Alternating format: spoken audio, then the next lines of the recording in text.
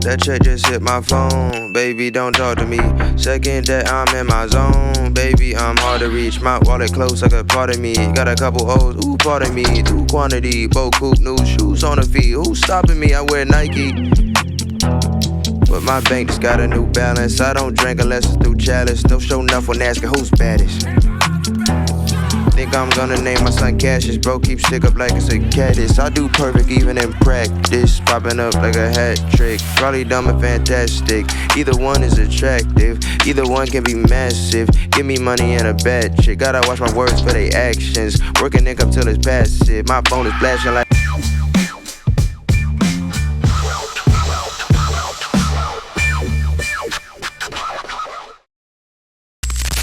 Yo, what up, man? What's up, Welcome man? to another episode live from the green room, baby. We back. I know y'all missed us last week. Yeah. You know, hey man, we took a vacation, baby. You know what I mean? Sometimes people don't understand. We need time off too. You took a vacation. I should have came here by my damn self. Nah, but that's not what happened. Yeah. What happened was there was this, a personal situation, and it prevented us from being here. So I'm glad we're back, and we're so glad that you guys are still with us. So I just want to thank y'all for hanging with us. We are at 16,065 total subscribers. So man, shout out to we y'all. Appreciate y'all, all the new subscribers. It's like residual subscriber. We just getting subscribers. We were getting every single every day, week. man. Yeah. Our goal is to be. I think we'll be at over 20,000 by the end of the year. I think so. Going into the new year, I think we can do that, man. Something's gonna hit. We got some stuff coming up by the end of the year. We got some good guests coming up. Yes. Shout out to all our former guests, man, because I want to have a repeat. I want to have somebody back that we just didn't get a chance to go into it with, because there's never enough time. With some of these people, and then you talk to them offline, and you like, damn, we ain't even talking about that. We ain't talking about this. And and look, I got a pipeline of people, man. I got a pipeline of people that y'all gonna be like, oh shit. Okay. You know what I mean? So know, I be out. I know you be out. I be out in these streets, man. So I be making sure that I'm politicking like, y'all, I need you to come to the podcast. I need you on the podcast. I guess tonight, y'all gonna see. You know what I mean? Very recognizable person, man. So I'm looking forward to him coming. He'll be here in a little bit, man. Any shout outs? Shout out to let's see. Just shout out to all the new subscribers, man. Huntsville, Alabama was there this past weekend. Me and Daphne experienced, man, 4 great shows, man. The crowds was ripping. I would say out of the 4 shows, 3 of them was great. 1 crowd was on some bullshit. Friday night late crowd, Friday night late crowd. Yeah. Other than that, though, all the other 3 shows were amazing, man. So shout out to Levity Live in Huntsville, Alabama, man. So that was dope. You know what I mean? But other than that, man, we did in the week before, we were actually at Irvine Improv. Now you didn't make it to Irvine Improv. So what happened? What was going on? So to keep it 100, man, I was on a mad paper chase. Okay. I was on a mad paper chase, man, and I couldn't tear away, and I ain't had no sleep. Okay. And I'm like, that's when I hit you. I was like, yo, man, I'm not gonna make it. But see, I didn't know that you were going, because I didn't even know you was going to. I saw a grimy clip. Yeah. I saw a grimy clip and you brought him on. Yeah. So I was like, okay, yeah, good. That's cool. You got to go up there, because if I would have went up there, I'd have been late, not knowing if was gonna go up. I wasn't in that headspace, so I was just on a mad paper chase, man. I need that paper, What I'm saying? But whenever we do the local shows like that, Ontario, Irvine, Brea, that's the one where we all pretty much get time. Now, mind you, it won't be as much time because all 3 of us are on there. Yeah. But what I appreciated about that weekend was that I birthed my new bit. Which one? About not wanting to cheat when I get married, and talking about and how it's easy for women to not be in that position in a sense because women have practiced knowing how to say no because men been trying to holler at them for a long time. So by the time they 21, they are immune to men trying to holler. Men don't have that. Men don't got immunity. We don't know how to say no. We never was able to have practice knowing how to say no to pussy. Practice. You know what I mean? So I worked that new bit out. Like, women lose, like, women sleep better knowing that they turn down dick at night. I turn down 30 men a night and they sleep like a baby.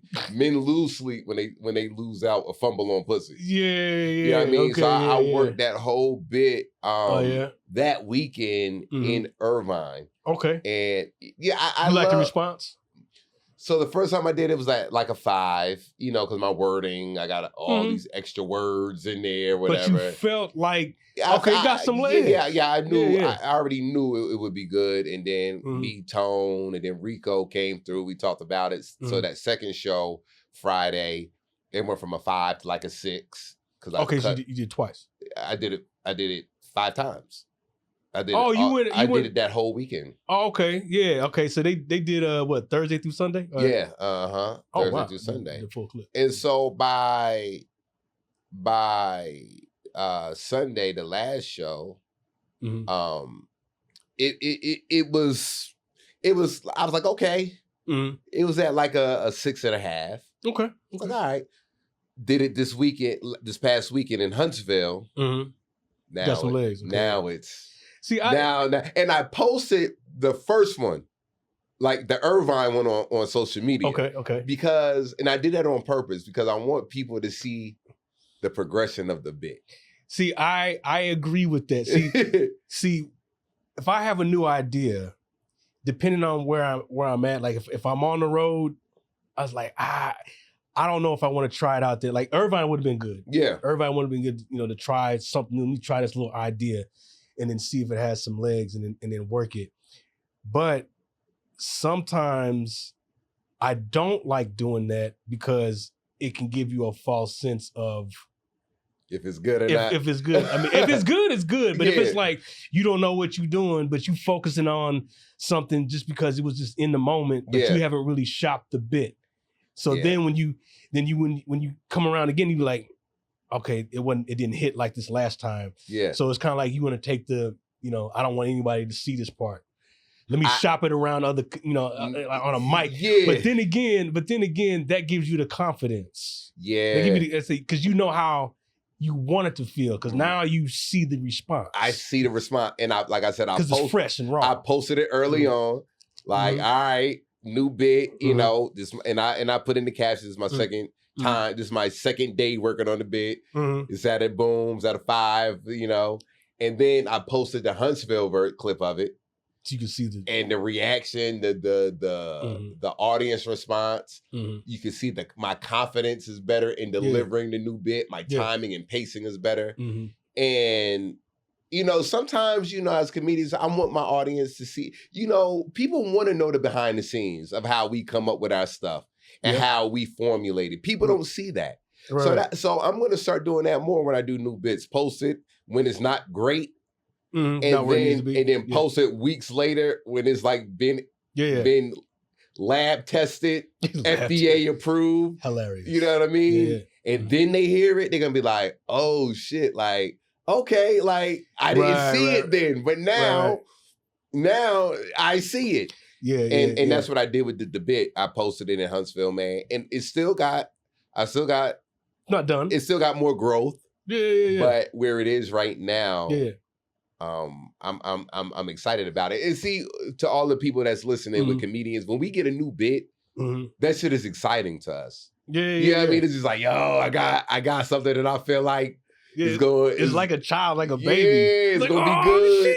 It's gonna be good. Then when you see it grow, start walking, now it's over here doing flips. I love that feeling, man. And I realized, I'm just making sure my guests ain't coming. And what I realized, bro, is that people love content. And when it comes to us, a lot of times they just see the finished product. They don't see the struggles of the bit.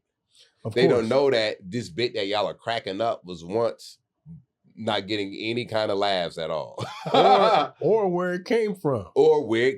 That's why before I used to do the story behind the joke. I was doing that at one point where I talked about where the Lewis bit came from. You know, how that, you know, that ain't my stepdaddy, that's Lewis. That came from a real moment where, you know, my mom and her husband Lewis was coming to LA, and my son and his girlfriend, they all was coming to LA for like a week. And I asked Lonnie if I could do chocolate sundaes because I wanted the family to see me perform out here. Right. Then I end up, you know, going on tour with Tone, and I end up doing Atlanta. So my mom and Lewis came and saw me do 30 minutes.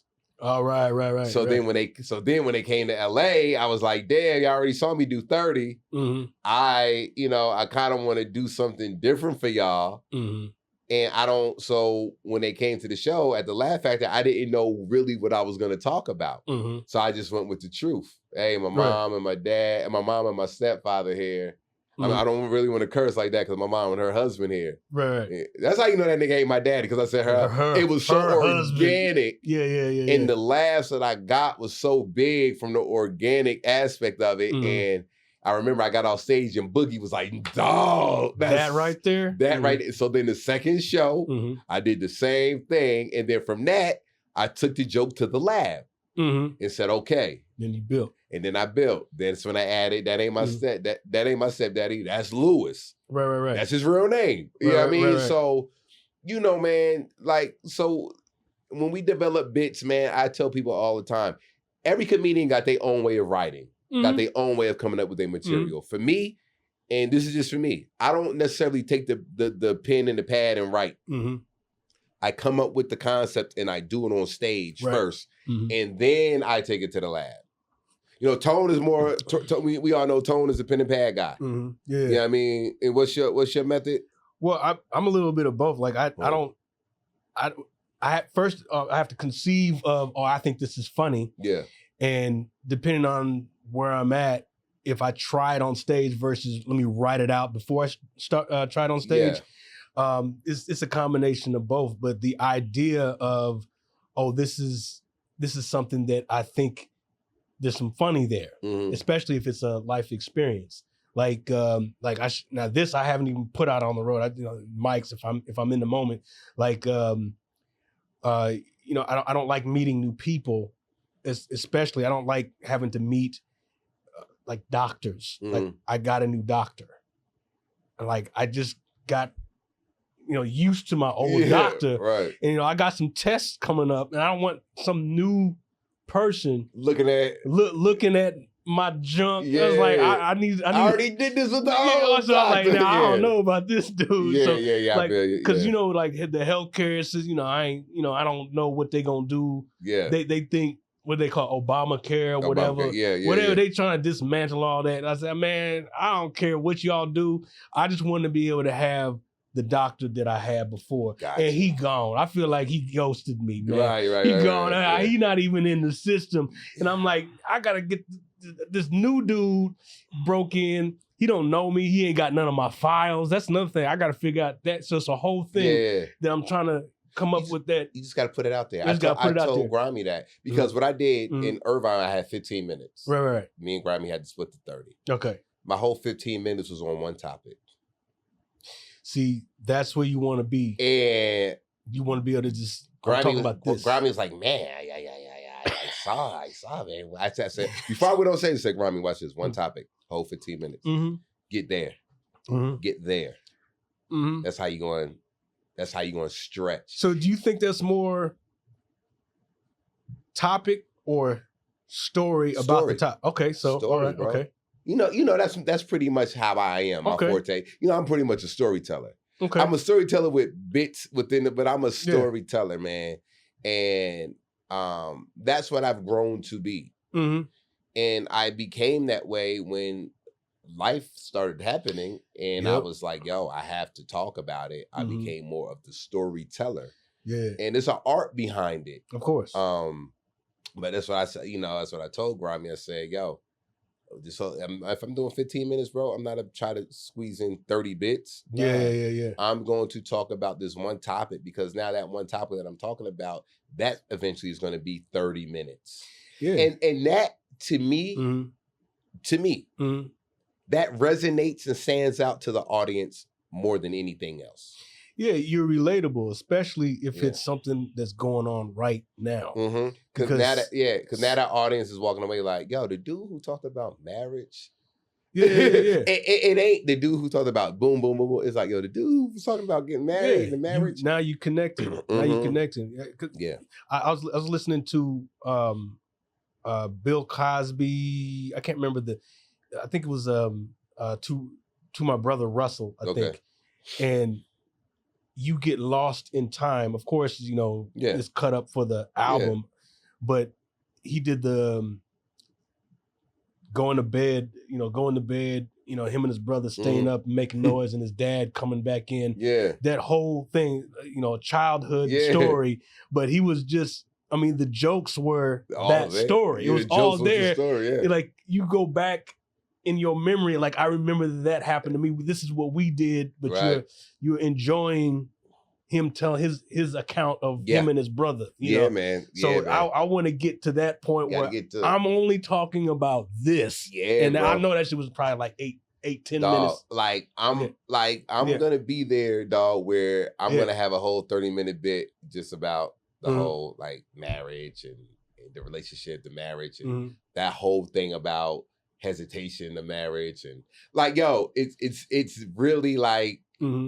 like I said, I got 15 minutes of it right now of good stuff. That's where the whole I want to be faithful, I don't want to cheat. That's where that bit came. I came up with that bit to proceed into my hesitation of marriage. So the bit is about, hey, I'm about to get married. So everything is everything is about that. Yeah, so that definitely has legs, because everybody goes through that. Everybody if you're married, of course. Yeah, man. So that's good. We get excited, man, when we come up with new bits, man. But so speaking of marriage, man, Ayesha Curry is out here. You know what I mean? Which she wasn't married. She's out here on these podcasts. What did she say? Because I know we talked about this, but like, what exactly?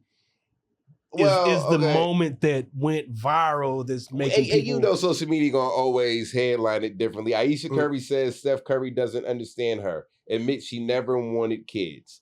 Okay, so that's the grand scheme of things. Pretty much she was saying that she never saw herself being a mother, being a wife. She wanted to be a career woman, blah, blah, blah. She's getting a lot of slack from a lot of men and women about her comments. But then I see some women agreeing. And, I'm actually one of the guys who kind of agree and understands what she is saying. But what are you agreeing to, though?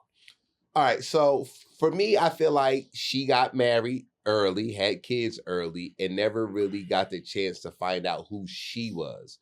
Anybody that gets married or have kids in their early 20s, they don't know themselves. So, and it happened that she ended up being the wife of a global superstar, which she didn't know that was going to happen in the beginning. Okay. She's just, you know what I mean? Like Steph Curry, my man, he plays basketball. He's in the NBA. Steph Curry was in the NBA, I think, correct me if I'm wrong, I want to say 2009. Okay. They got married in 2011.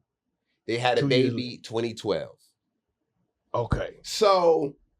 High school sweetheart. Now my boyfriend is in the NBA. Now he asked me to marry him. Now he's a NBA sensation. Yeah. And now I'm married. Now I have kids. Now 4 kids later.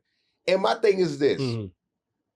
Because I posed this question on Facebook, and a lot of people was like, well, people were saying, I said this. I felt like in her case, knowing the image that Steph Curry has, and we don't know 100%, this is assumptions. I feel like maybe Steph wanted to have that family early. I feel like most or a good amount of men, when they get a certain amount of success, even if it's young or early, they want to find that woman and they want to have that family and have that baby and get married, especially somebody like him who came from, at that time, a 2-parent household, father in the NBA, family pretty man. mom, they had a family. He's pretty mom. Yeah, he saw that in the household. He's trying to rebuild. So he wanted to, you know what I mean, rebuild and emulate what he saw, which is what he did with Ayesha Curry. And I feel like that at that age that they were, she didn't probably know 100% what she wanted, but she was going with with the flow. And I'm sure pressure from parents and all of that probably played a factor. So years later, 4 kids later, she's just like, yo, I realize I don't have my own identity. Like, I am now Aisha Curry. I am now the wife and the mom of a global superstar. I don't have my own identity. She's not saying she doesn't, she's not happy with being a mother, not happy with being a wife. But I feel like we have to have more empathy with when people express how they feel instead of bashing them about how they feel. So what were some of the comments that were the negative part? Like, girl, she for the streets. Back to that again. That's not. I never would have went there. They gonna get divorced. Steph Curry looking like he's about to be a simp. There's that word again. Because social media doesn't like I was telling you. Social media just takes what's being said, and people on social media don't use comprehensive skills to look further into what the meaning right could to be. The misery. They go right to the negativity. Words instead of looking what's behind the words. The context of why she even said that. You have to see the whole episode. And really, the whole episode isn't really going to give you the full context. Exactly. They just having to sit down, being in the moment. And she's expressing what she's feeling at that moment. I get it, but like I was telling you, I do not understand how, and maybe it's because this is my life experience, but when you are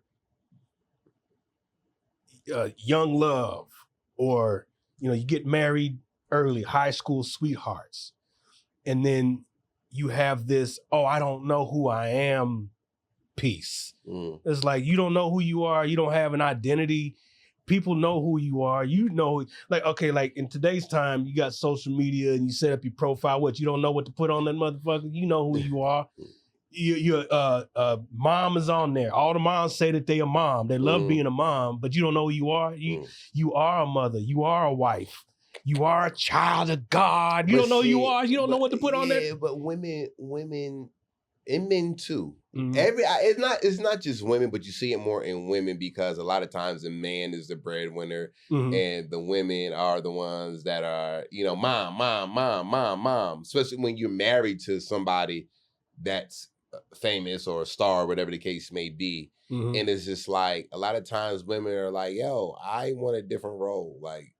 I tell people this. Have you ever had a sit down moment with your mom? Even your dad, but let's say your mom. Let's start with your mom. How many of y'all ever had a moment when you sit down with your mom and really ask her those questions that you may not want to know, or those tough questions or whatever? A lot of y'all don't even realize if you was to have a conversation with your mom, they might say, you know what? When I met your father, I didn't want kids. I didn't want kids. Your daddy was the one who was pressuring me about having kids. I was just, I wanted to travel more. I didn't want kids at the time that I had them. I wanted to do a little bit more traveling. I wanted to get my degree. But your daddy was like, nah, I wanted to have them now. And in respect for your father, I was like, okay. Y'all don't realize there's probably a lot of moms out here that feel like that. Are you trying to say there's some moms out there that didn't really want you, but they want you now? And ain't that they didn't want them. They glad, but back then they didn't want you. They didn't plan on you. Because on social media, people was like, men don't pressure women into having babies, and I think that's bullshit. Not necessarily. It depends on what age they are, but it depends on what their mentality is, their life experience. They look, I want a family. Yeah, because you can get the man that get the good, like Kobe had kids. Kobe got married early and had babies. So when we say LeBron James got married early and had kids. So we're saying 20 is early. Early is anywhere between 21 and 25 is early, bro. Let's just keep it above. Okay, yeah, that's understandable. 21 to 25 is early. That's essentially right out of college. And while you in college. And any man that's successful, and fame, and got a woman that they rock with, what's stopping them from saying, let's have some babies? Especially if they in the league, because they like, I need you to be busy. Yeah. Because I'm doing what I'm doing. I need you to have a purpose. Now, don't get me wrong. Some women are like, I want to have a baby. There's a lot of women out there like, I want to have that. Right. But we're not going to sit up here and act like there are some men that want that family before the women necessarily want that family. Well, and I feel like, and I could be wrong. This is not facts, but I feel like in Steph's case, knowing the persona he has to the public, that good boy image and how he was raised, I feel like he was one that could have been like, yo, I'm going to get married and I'm going to have some kids. And, she was just like, all right. Just kind of going with it. Kind of going with it.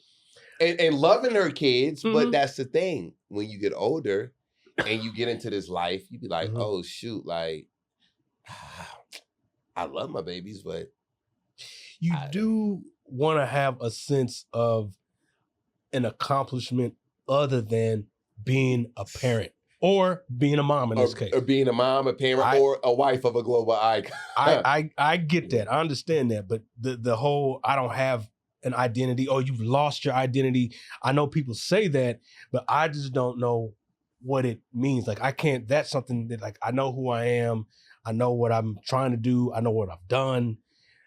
And maybe it's because I don't have any children. Right. But I don't know any fathers that the father that feel like that feel that way, or would express it like that. You know why? Because why the father is the one, a lot of times, the breadwinner. The father's the one that's not home a lot. The father's the one that's like doing what he needs to do. Yeah, and so a lot of times the kids are gonna say mom before they say dad.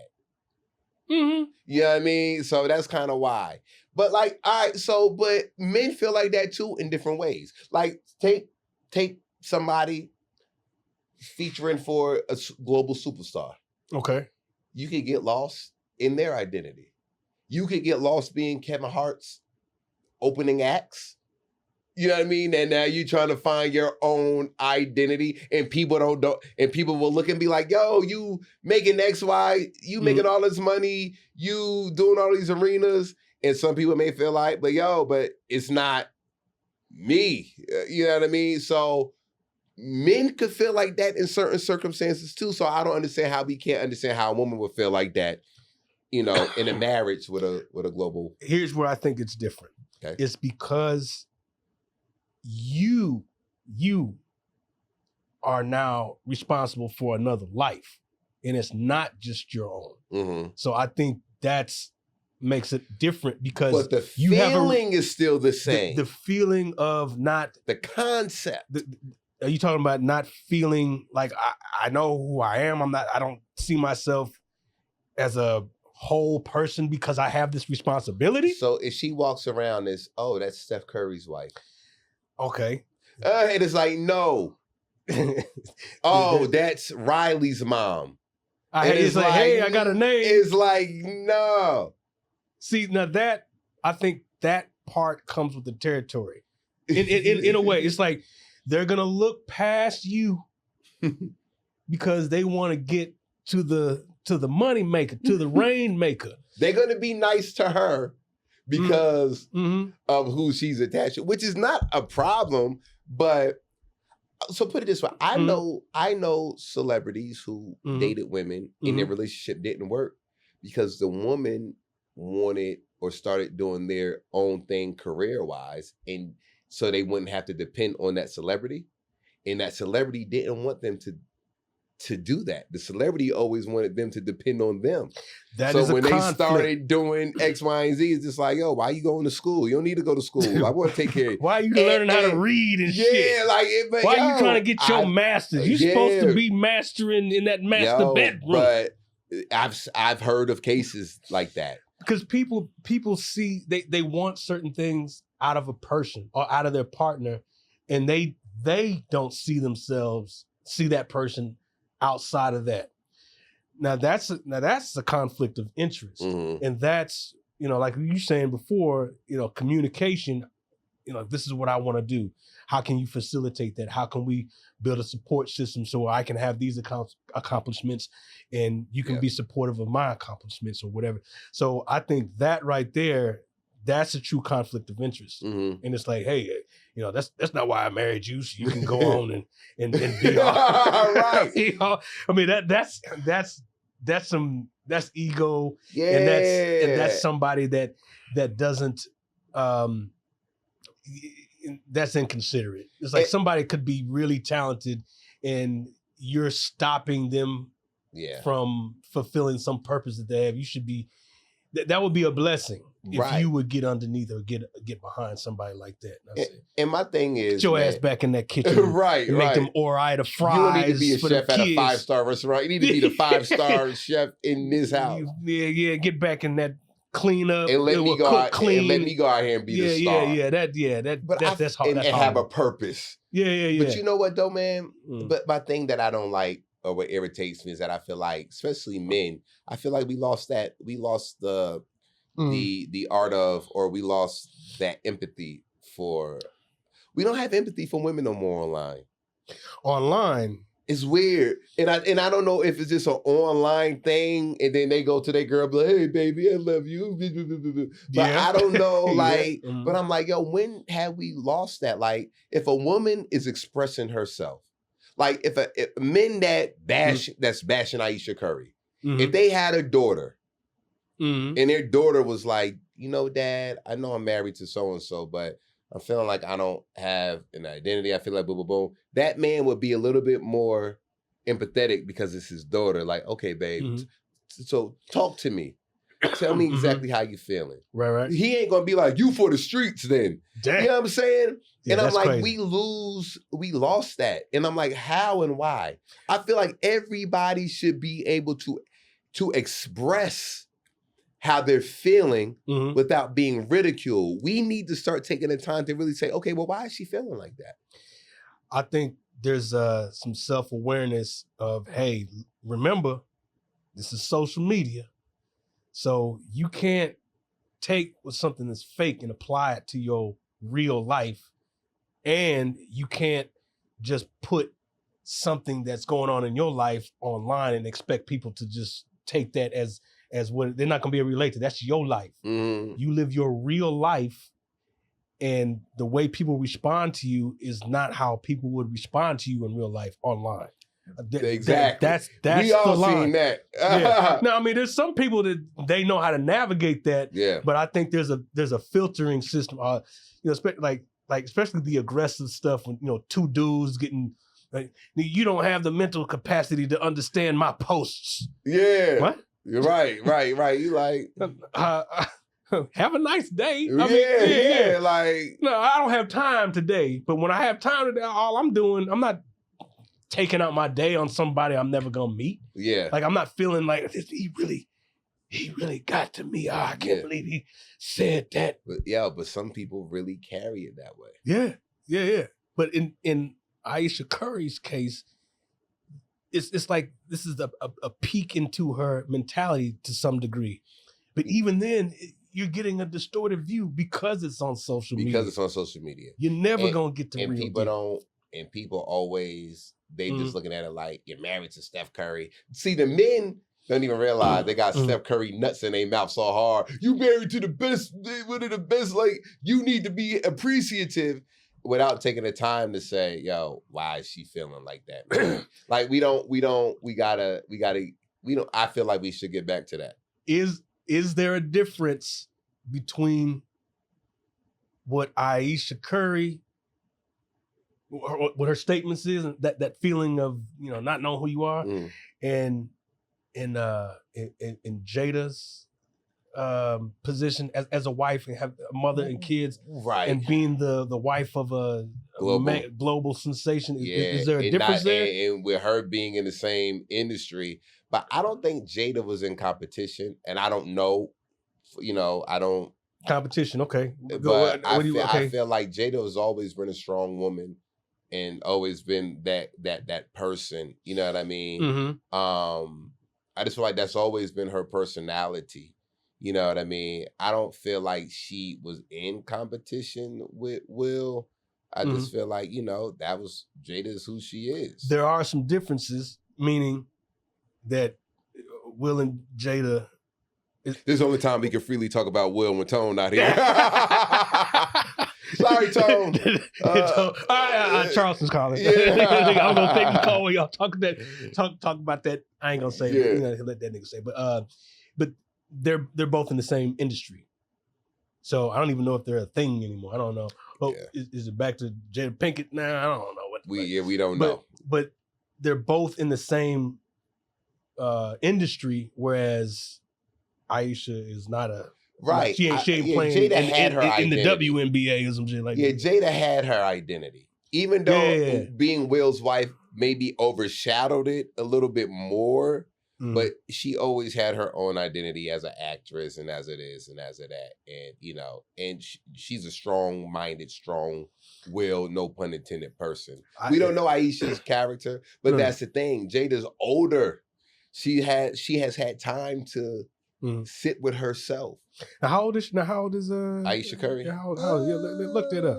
Because I really think that has an impact on how she's either feeling or behaving. I've seen thirst trap pictures, so she's behaving in a certain way. 36 now. Okay, wow. She's 36 and she has 4 kids. Yeah, so this is about that age. So when they're gonna start feeling like that. Okay, so this is. I really feel like this is normal, even if she didn't have kids. So it's normal. See, this is the thing. Back in the day, this ain't nothing new. This ain't nothing new. Men go through it. Oh, okay, and women go through it. But in the grand scheme of things, women feel like this at some point. Like there's always these milestones and marriages and motherhood and all that, and having kids early. You go through these similarities. So she's not going through anything that's foreign. So back in the day, they didn't have social media. Right. So they just told their husband, "Look, I want to do this," and the husband was like, "All right." Yeah, but you didn't get to see who was wilding out back in the 80s. So look, the boys called the dude, "Hey man, you gonna come smoke cigars tonight?" "I can't, man. I'm with the kids." "What you mean you with the kids? Where your wife at?" "Man, she in school now. She want to be." She's trying to get her masters and shit. She's trying to get her masters in pottery. You know, she wants to be an artist. So I gotta, you know, so, and then the men turn 50, 55 and, you know, they get the Corvette and the drop top and the, with the midlife crisis. They go through the midlife crisis situation. And I wonder if I'm going through that. Am I going through that? I don't think you are. I don't think you are. A crisis? Yeah. I mean. Trying to compensate for something? I mean, because, don't nobody want to lose their identity, bro. I think that's the part where, you know, me not having children. I mean, you tell me. Yep. Was there any? Is there any time where it says, where you said to yourself, because I'm a father and I have this responsibility of raising a child, a man child at that, means I cannot embrace this part of me? Was there any of that? No, because the cool part of having a man child is anything that I feel like I need to embrace now, he can be involved, or I could communicate that with him. You mean I can take him to the club? Hey, y'all watch him right quick. Yeah. and now to where we can have that honest conversation to where I was like, yeah, son, I think I'm about to do this. And then he'll be like, well, why you want to do that, Dad?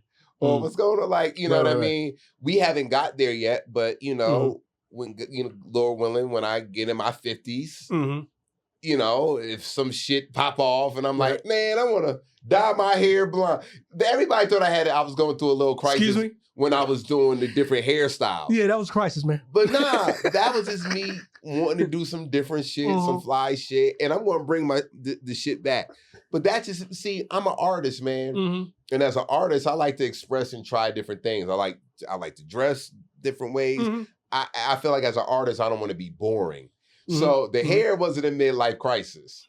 The hair was just me trying some fly shit and just seeing, you know what I mean? I saw some shit online. I was like, yo, I like that. That's different. Because I like to be different. You know what I'm saying? You know, if you look in my closet, you'll see some different things. And I want to express that through different ways. And as a bald-headed person, you know, you bald-headed. I used to have different braids and different designs in my braids. And you came here with cornrows. You came here with cornrows. So, you know, so that's what that was about. But I'm sure when I get in my 50s and mid 50s and late 50s and have a grandchild, then I might want to do something, some other express yourself in a new way. In a new way. Okay, yeah. And I know how with me and my son, he could either be like, "You tripping, Dad," or he'll ask me, "Well, why you want to do that?" Or he'd be like, "All right, yo, I trust my dad. He do cool shit, so I'm gonna rock with him." I don't think that's a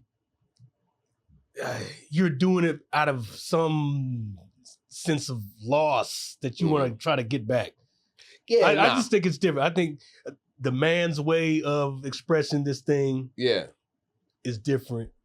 For the ladies. And what we don't realize is men get married early, and then they turn 50, and then they start seeing these little young things running around. They start, just like they start fucking up. Start, straying to the left. Straying. And it's just like, you got to get back on track. That's what the whole movie, I Think I Love My Wife, was about. It was just like, with Chris Rock. It's just like, yo. Oh, yeah, that's right. It's just like, so it's all feelings. And at the end of the day, I feel like men or women should always be able to express their feelings if they're not hurting nobody. She's not saying I don't want to be a mom, but we have to stop acting like we're so perfect and we're so programmed to where we only got to feel this certain way. And that's not reality. Yeah. That's not reality. Yeah, I also think that the other difference is that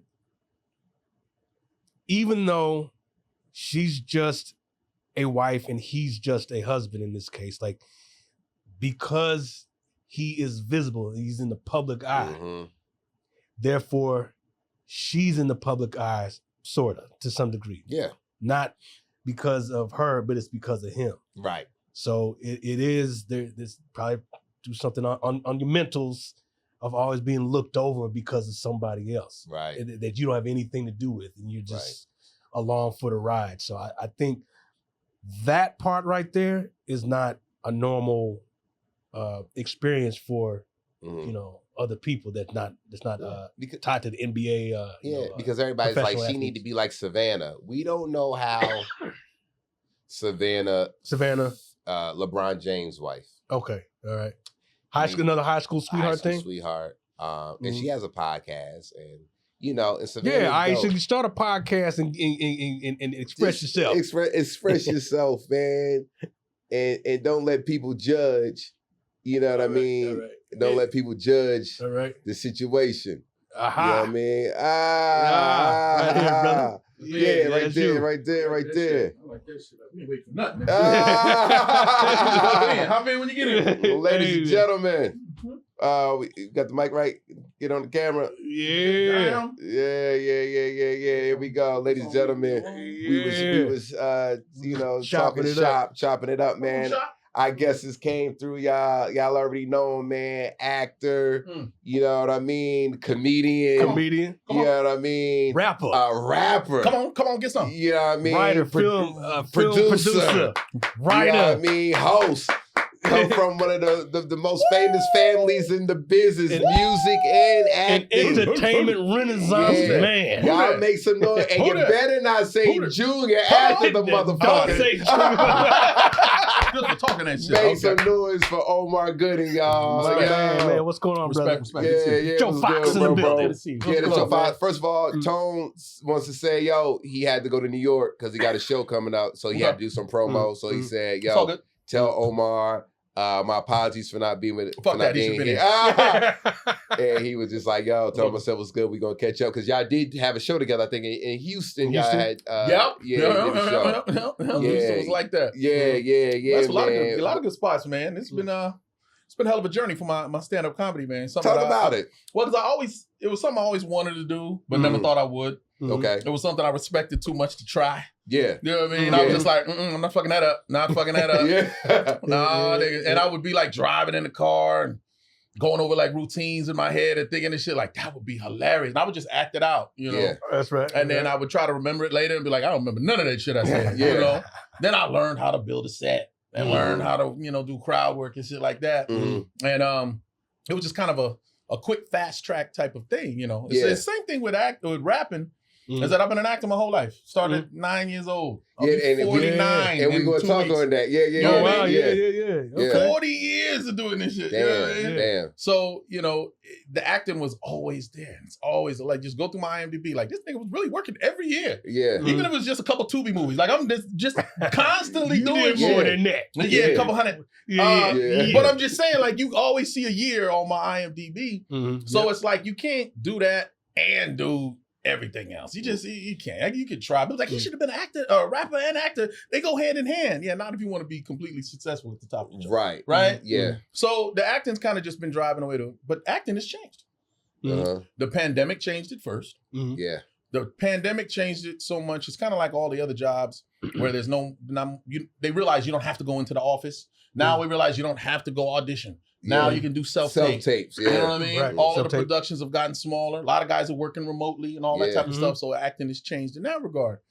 It took a step further when the actors' strike happened. Oh, yeah, man. Right. You still ain't recovered from that all the way, I don't feel like. Yeah. It's changed forever. I'm like, as a television actor, the best part of the year, if you're not already on a series, is pilot season. Right. That's what you wait for. That's what you wait When's on. been the last pilot season? Yeah, it hasn't. There hasn't been a pilot season in years, bro. There's like, well, this is the time of the year when there's pilots. Yeah, but where's the list of pilots? Like, every one of us gonna go out for some pilots. Yeah, we seen everybody in the audition room. Come on, man. Yeah, but this nigga, let us get a job. That type of shit. I just love it. That shit, like, no, nigga, try the best you can. Yeah.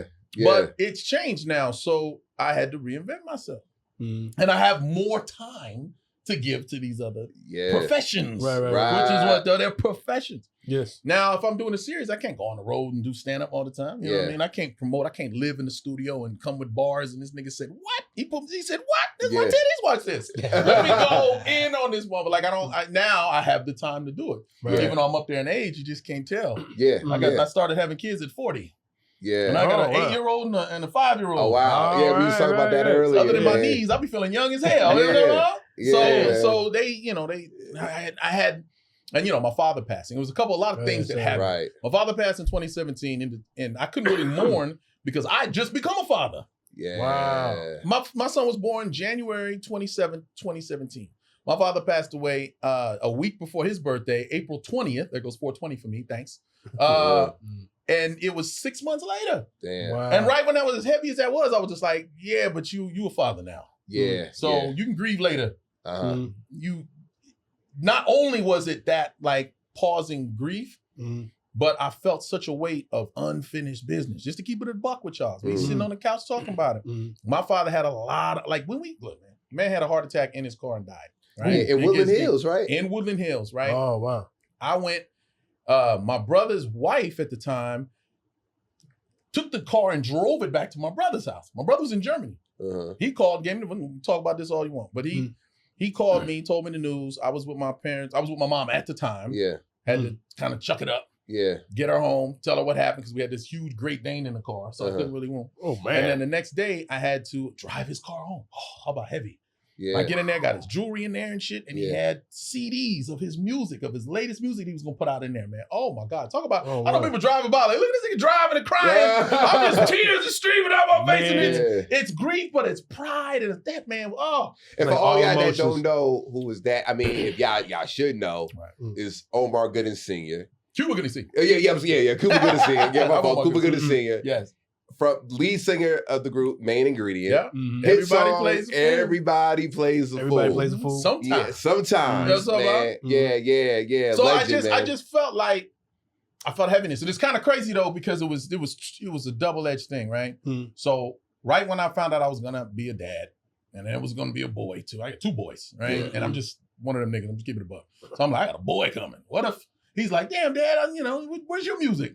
Grandpa was a singer, like, where's your shit? Wow. I'm like, so I felt ahead, like, I need to drop an album. And I called it The Excuse. And I got with Focus from Aftermath, who's a longtime friend of mine. Yeah. And he was like, you got to get introspective on this album, bro. Stop all these metaphors and trying to be crazy with the speed rapping. Just talk from the heart and just give people they can relate to. So I was like, so I did this. It was like EP. It was like 8 songs. Okay. Right? So we released it, but I released it under Big O. It's my nickname. Right. Niggas know me as Big O. Right. People see me in public, they be like, damn, nigga, we know you that big. Nigga, right. Big O, nigga, So, but I put it out, and to come to find out, there's several other rappers named Big O. Okay. So I was like, well, shit, I got to rebrand myself. So then I wound up putting it out again in October. But one of the first songs, in October, I put it out like 2 years later. I kind of let it run its course. And I was just like, nigga, you got to brand yourself. Go after Omar Gooding. You hear me saying Omar Gooding, which is why I jumped on Cam's head so hard.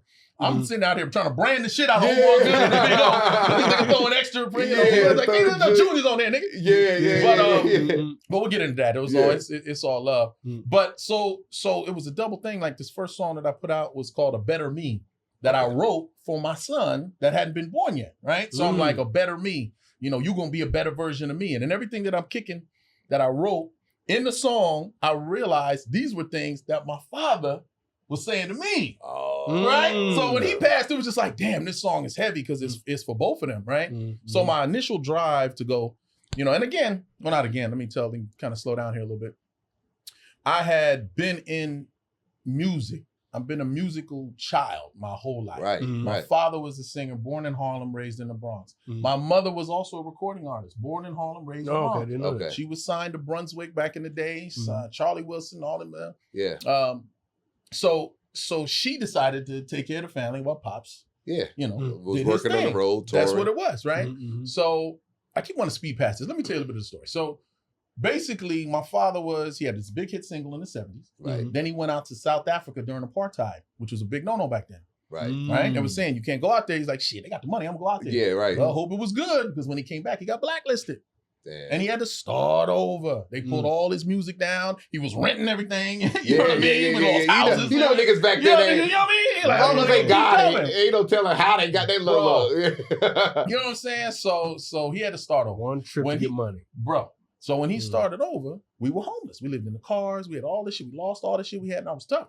And we went through it. And so it's funny. It's a story like, you Silver Spoon, and your daddy was famous and shit. I didn't see it. My brother is 10 years older than me. Him and my sister, there's a 10-year gap. So they got more of a better life. They saw all of that and then saw it leave. So it fucked them up worse than me. Me, I was just like, we broke. This is what it is. Shit, I got to get some money. Is that why your brother's like, man, I'm about to be this extra and coming to America. I'm about to get some money.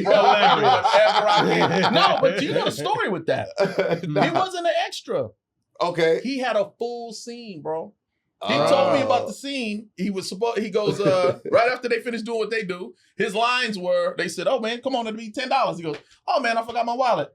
And then he goes, okay, cuts a big chunk of his hair out and said, I'll give you your money, your rest of your hair when you come back with your money. You know what I mean? And then he runs out the store, like, oh shit, and what happened? They don't tell actors when they cut them out of shit. Yeah, he just did the premiere, like, here everybody there. You just see him smile like, That's why he was grinning so hard. Because he was like, my line coming. He laughed Eddie. They had no idea. No idea. Think of how long he filmed that scene too. Because Eddie and Arsenio were like three different people, right? 3 different people. He was so there. He was in every day for a week. Come on. Yeah, weeks. At least he probably still get some residuals for it. You feel me? Damn, and they cut it out, and everyone said, "Oh, he was an extra." But he did a lot of stuff, and he started in television. You know what I mean? Just like I did. But he did, Saint Elsewhere and Hill Street Blues, Amen and 227. MacGyver. He had a black spinoff of MacGyver, come up, boom, boom, and then John Singleton, Boys in the Hood, boom. Right? But I actually had a movie before him, a movie called Ghost Dad with Bill Cosby. Oh, yeah, I remember Ghost Dad. Yeah. Remember that shit? I remember Ghost Dad. Dad. That fainted in the back. My brother came on the set.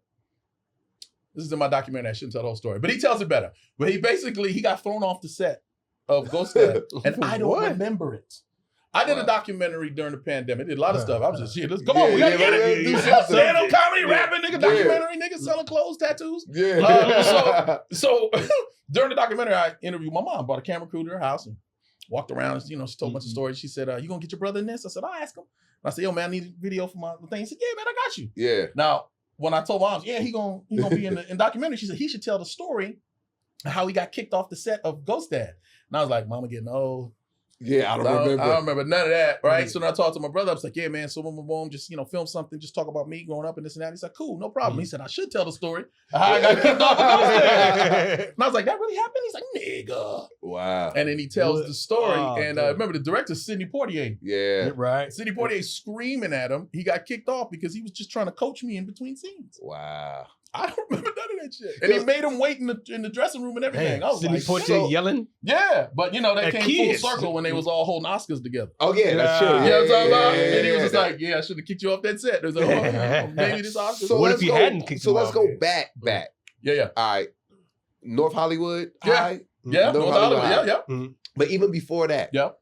the first time I saw you, Okay. I'm 10, 9. See you on Wild and Crazy Kids. There it is. Nickelodeon. Niggas after watching Double Dare, all this stuff. Wild and Crazy Kids.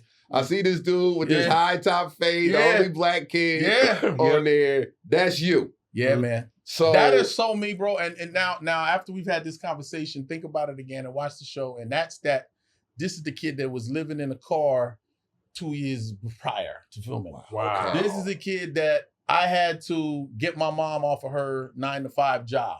My brother had left. He's doing his thing now. He's 19, 20. He's starting his, and I'm like, my mom's still working. I got to get her off this job. I got to get a regular series role. Okay. That's the only thing she's going to be able to quit and be able to pay all the bills. And she just take 15%. And they take half my shit, put it in the trust fund for all that shit and all that. But Wild and Crazy Kids was it. And I knew it was like, okay, I got to get this. Yeah. And it was a cattle call. You know what a cattle call is? When they invite everybody. come up. They say black, white. 5,000. Oh my God. They just looking for somebody. You thought it was wild. to Can you see all the kids out there? And I was like, I'm gonna get this shit. I'm gonna get this. And you could tell it was, and they was like, welcome to Wild and Crazy. I was, damn, every day. Yeah, come on, guys. And I'm black, but they never spoke baby talk to me. They never like, ba, goo, goo, gaga. It was always like, Omar, go over there and do this. And I'm like, okay, I will. Like, I spoke just like this at 5, well, not 5, probably 7, 8 years old. So come 12 years old, I'm articulate. I was the smartest, but I could read and I could pronounce anything. You know what I'm saying? So being able to do that and just give that energy, and they were just like, okay, hit him. Every time I would get in those circumstances, it was always, okay, we got Omar. Now, who are we going to put around? We need a white boy, Mexican chick, how we going to go? They sent it everything. We got Omar. We got Omar. Okay, now who else we going to put around him? Yo, man, because your energy, man. Looking at you was good. It was so funny, though, too. Every show I think I've done is like a full career. Yeah, I'm very blessed, very fortunate to have been through so many different shows. But Wild and Crazy itself was an experience, bro.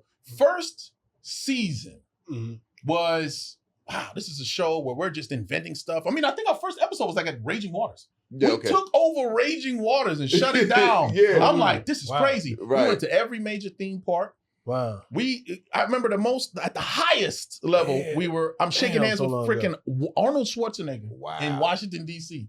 Welcome to Wild and Crazy Kids. Here comes Arnold. It was like, what the? Like by the third season, I was like grown on these things. Y'all calm down. We got to work, man. Right. You know, but I'm saying action. Cut, little motherfucker. One more time. But it really felt like a lot of work. Yeah. And then I got Hanging with Mr. Cooper. And then when Hanging with Mr. Cooper was right after that. When Hanging with Mr. Cooper started, we shot a presentation.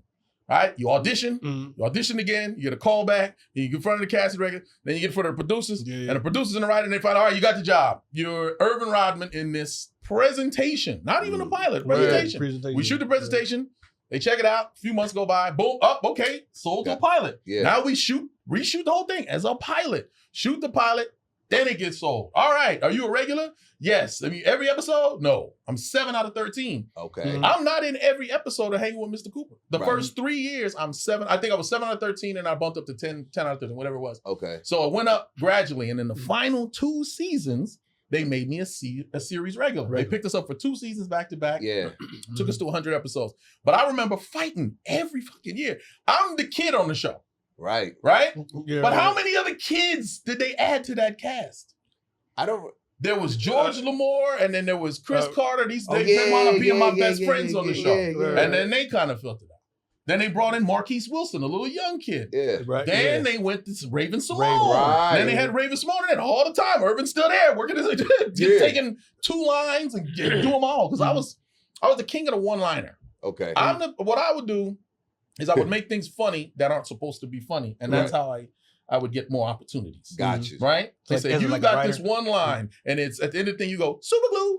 And as I remember the audition, I was like, super glue. On it. I would say things thinking about, in mind, you're thinking, haha, nigga. That's what I'm thinking in my head, but I'm saying these ABC words, Yeah. and it's like, oh, okay, yeah, family friendly. you know what I'm saying? So that grew to, okay, in this scene, Urban says, hey, how you doing? The other one says, I'm doing fine, punk. And the I'm doing fine, punk is the punchline. But now I got to figure out a way to say, hey, how you doing? Right. You know what I mean? Right. So when it's on me and it's on Urban, I'm like, hey, how you doing? They're like, ha, ha, ha. Now they laughing at, oh, let them laugh. Okay. Yeah. I'm doing fine, but ha. Now they got 2 laughs. Well, they thought it was only 1. Right. So, okay.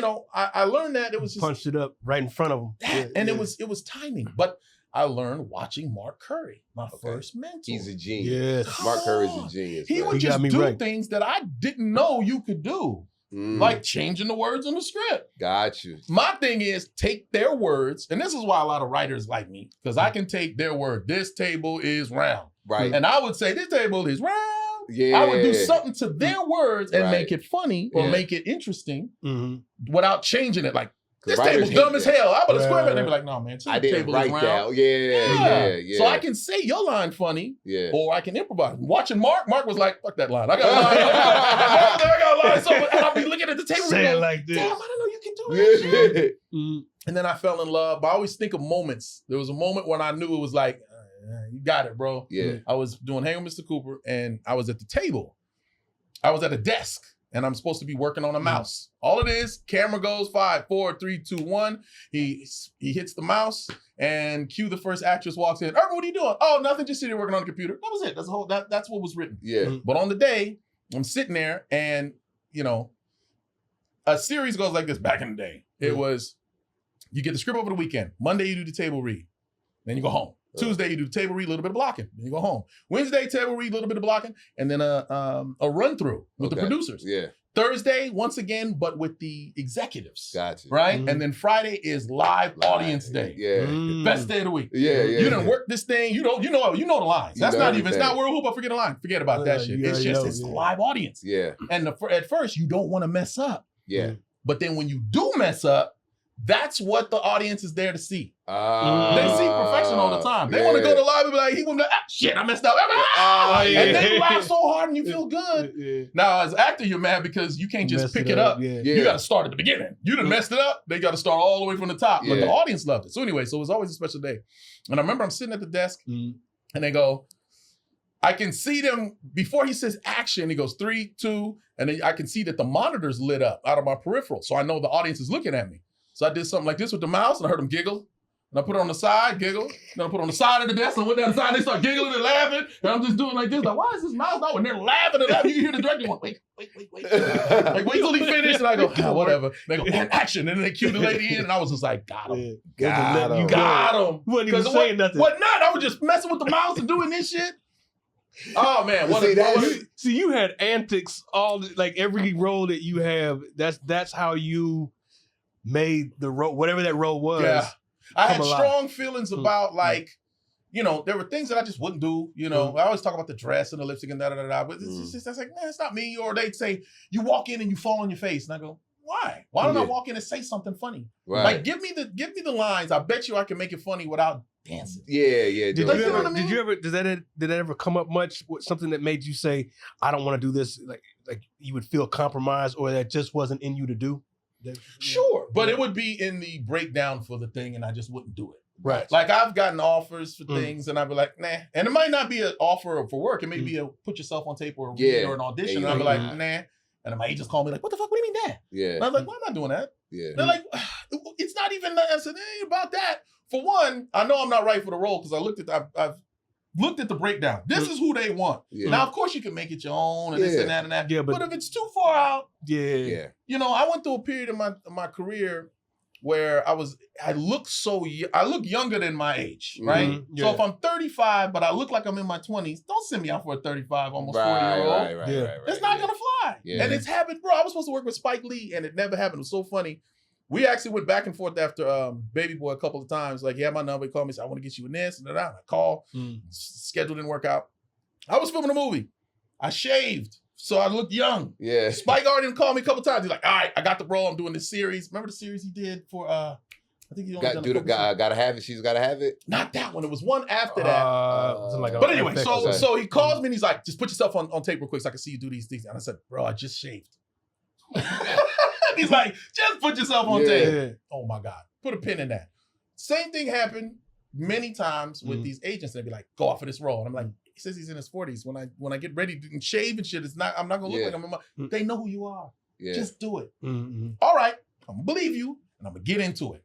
I'm gonna learn these fucking lines. It's one thing I always tell people when they say, oh, it says you don't have to have it memorized. That is a trick. Yeah. Memorize your damn lines. So you memorize the lines, you get into it, you get in your feet, in it, you're there. All right, let's get this shit. You do that and you rock it out. Boom, boom, boom, this and that. Da, da, da. Yeah, all right, boom. Hey, thanks for coming, Omar. Right on. Good as shit. Good as. So what you up there? Oh, man, just, all right, how's your brother? You good? Yeah. All right, y'all, be easy, be easy. Yeah. Like, oh, got him. Yeah. Got him. Yeah. Call him. What's happening? What'd they say? They said they loved you, but you're too young. Yeah. You motherfucker. And the same thing happened with Spike. Spike was like, oh man, yeah, I think you might be too young for this role. I was like, nigga, I told you.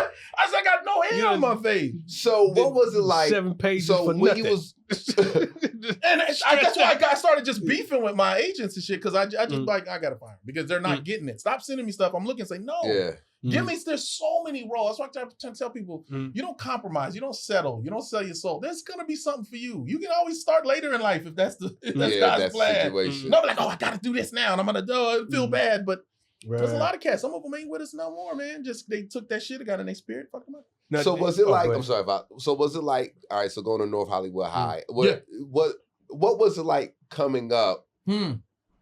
Being attached and being part of a famous family in high school, out here in California. I'm from Jersey. Okay. So I always wonder what that high school, that's a good question, middle school life was like out here. You know what's being so in the business funny? And I always flash back and think about it too. Like, damn, bro, I was still going to the school then. I was regular as fuck because until my senior year in high school.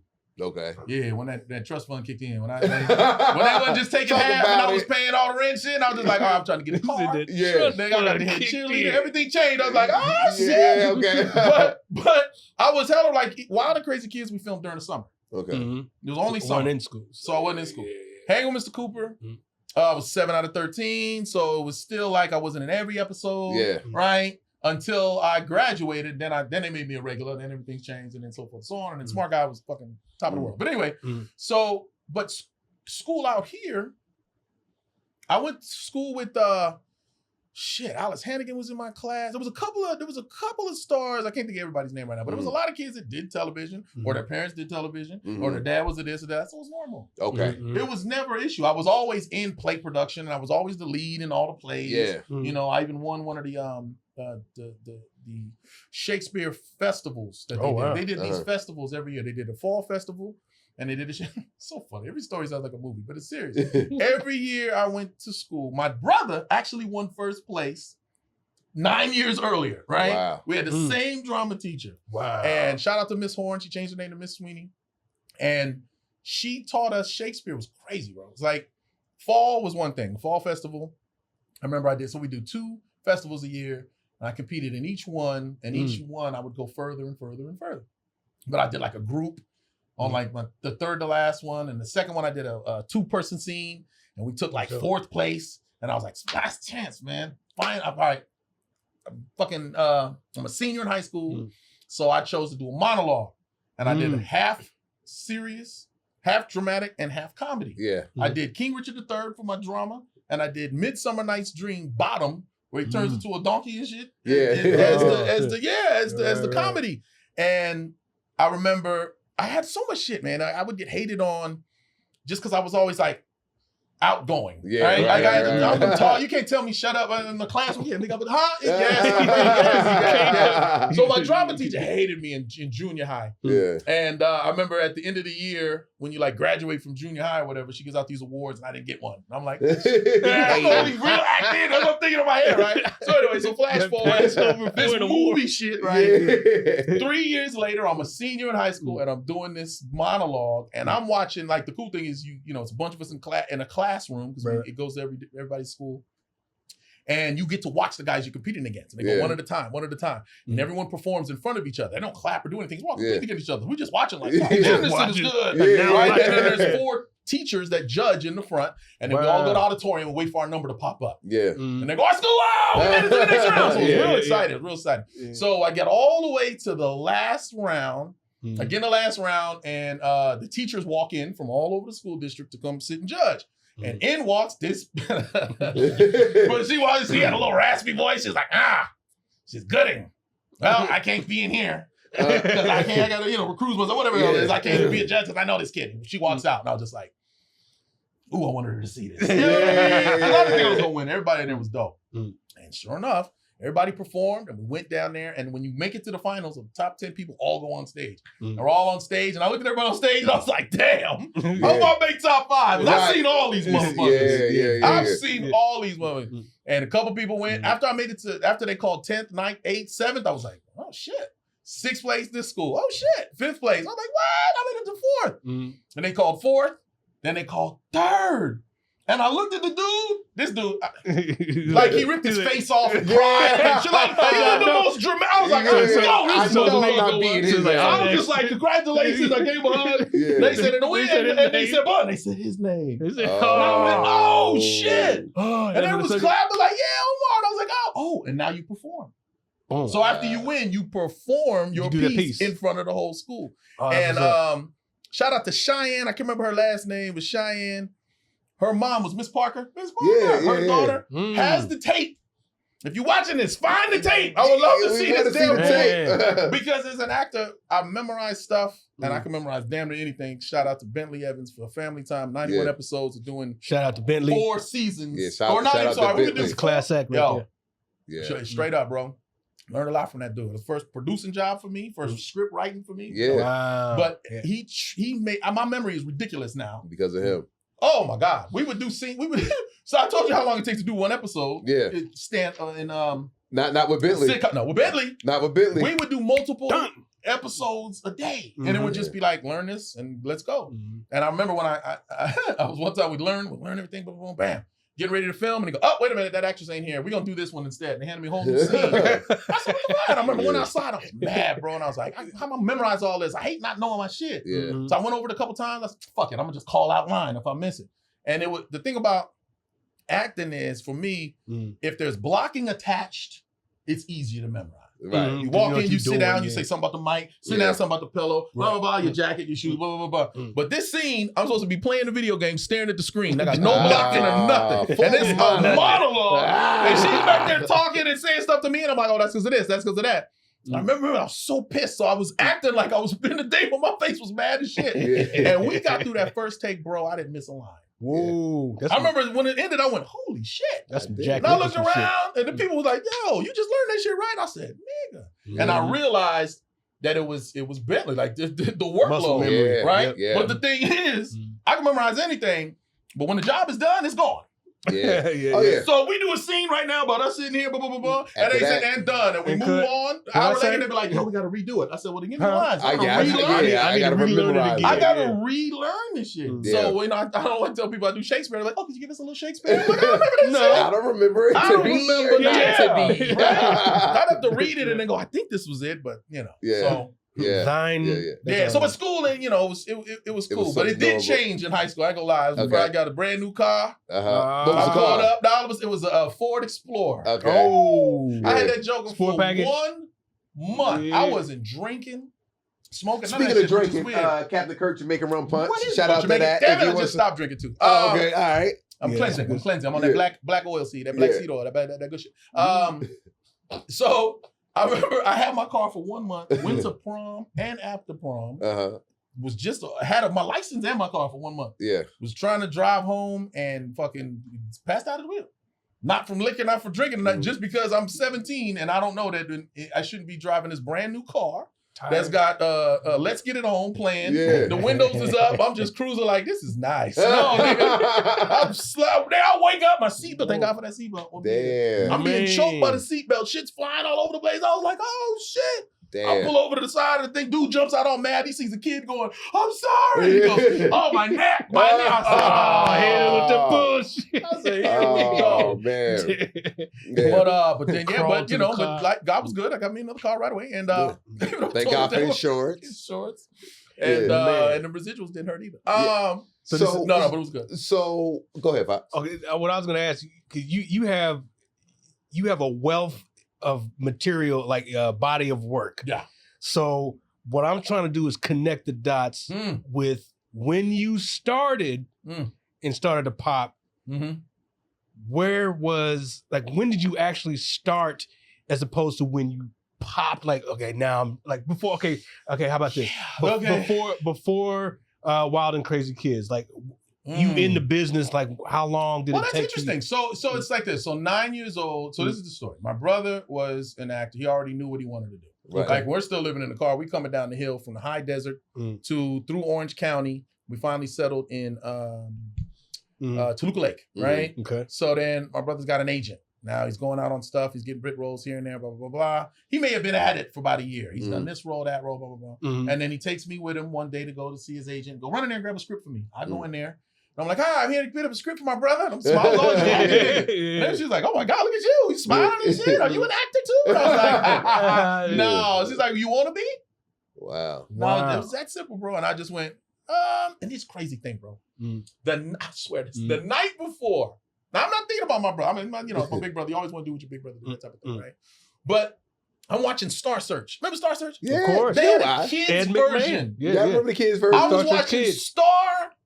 the kids version, and the two kids came out, and they were like, okay, here's the acting category. And I'm like, interesting. And I remember two kids, both white kids, and they walked out and sat across from each other at the table. And they read their little lines with the arms folded, and they were like, ba, ba, ba, ba, ba, ba, da, da, da, da, da, and scene. And they walked off. And I remember thinking, that looked easy as hell. Yeah. That's the only time it ever occurred to me. And then like the next day or two later, I'm standing in front of someone going, you want to try it? I'm like, hell yeah. Yeah, right. I was fearless because I was like, I just saw this shit on Star Search. Yeah, This is yeah, easy. compared Right? to that. Yeah. No acting class. I don't think I've done a play. Nothing. So I go on an audition. And she sends me out on 2 auditions in one day from the very first time. Wow. And the very first audition was for, God, who knows, different strokes. I don't know. It was just this tall building. The line, I was nervous and shit. You know what I mean? Just a massive, just a massive, I was just like, fucking hell. Just blew it. The next audition, different strokes. I used something just like, but you I didn't didn't do Webster get it. though. Huh? Didn't you do Webster? No, that was later. That was later. One story at a Okay, time. yeah. So, Because that was that time right, period. because I'm gonna get to it. This is what happened. So I go. The second audition on that day was McGruff the Crime Dog. Okay. And I got to play. We were like, I get there's a bunch of kids like outside throwing the football around. I really relaxed and chill. Read my lines with them. We laugh and da da da. I was relaxed and I was calm and I booked them already. Okay. Right? 2 auditions one day, first time I ever do it, and I booked that one. I played McGruff, say no to drugs, or whatever the case. I was bit after that. I'm like, oh, I don't know what I got paid, but who cares? Yeah, right. So I was at it doing like, okay, so I think, Webster. Webster was the first big role I got. Like I did extra roles. Yeah. They were called features, I think, back in then. I was a featured extra. Feature extra. So I was on like Blossom. Yeah. Like a one-liner. I was a kid in the class. No, you would be next to the main star. Like classroom, like, you just that kid. They'll see close you. to the No lies, camera bro. time. Yeah. No lies. Yeah. I was the featured extra on in Blossom, Monsters Today, couple little shows like that. And then finally I get the chance for a speaking role on a big show, and it was Webster. And again, another cattle call. And me, my mom, my sister, we're like, we gotta get this. Yeah. We gotta think of something. Like, what we gonna do? And then, my mom being a singer and whatnot, she's like, I got it. Take this microphone, put it in your jacket. You can put you on a little tuxedo, put the jacket on with the cord and everything. It wasn't no cordless. Cord mic, wrap the cord, stuck that joker in there. Right? And I walk into the thing, hi, what's your name? Omar Miles Gooding. I always say my full name. Right? Yeah. I was going, Omar Miles Gooding. Omar Miles Gooding. Nice. So whenever you're ready. I said, okay. I reached in the jacket, pulled that thing out, the cord hit the floor, bam. I said, and now, ladies and gentlemen. They were like, they were just like this. Oh, shit. I remember thinking, I always give them something. This we love it. Oh, my That's when God. you were slating for real. Bro. But that's a slate. And then when I go on auditions, I would always just be like, you get the breakdown and they say, we want this kid, he's like a nerd or whatever. You walk in there and you got on your glasses, you got on a bow tie and a vest. And you walk in there and there's 8 other kids in glasses, bow ties, and a vest. What's the first thing you do? Take them fucking glasses off. Take it off. Right? Bow tie, that ain't happening. Let's do this. Yeah. And I always try to be late. I didn't try to be late, but some of that last impression, boy. Yeah. I put more shit being at least the second. You be like, I gotta get something for the car. You can go. Yo, my coach, my old acting coach. That's a cold line there. My late acting coach, rest in peace, used to say that if you could be the last one, always be the last one. That's Okay. all it works. Oh, It he did works. last Just one. give him something. Oh, yeah.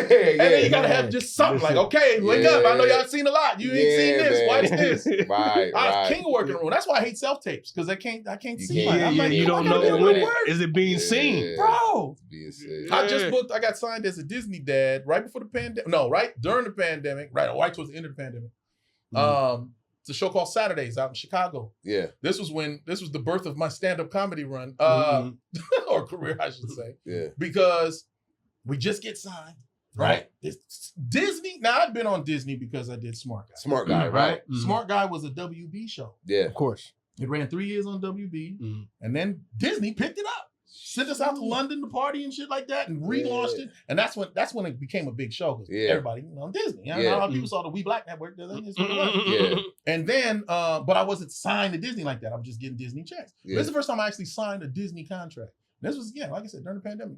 This shit was like 30 pages long. It was like, watch what you say, watch what you do, watch what you eat. You are now a Disney property. Like I had to take shit down off of the internet. I changed everything. Relocated out there. I had a condo on the 38th floor. I was scared of heights. It was insane. Yeah. Had to learn how to roller skate, all types of shit. I was nuts. I was like, I'm a Chicago nigga. I'm driving out there and shit. Like, and then the actor strike came and that's it. Damn. Right? And it went one and I was mad. Oh, okay. But it was one of those things I just think they weren't.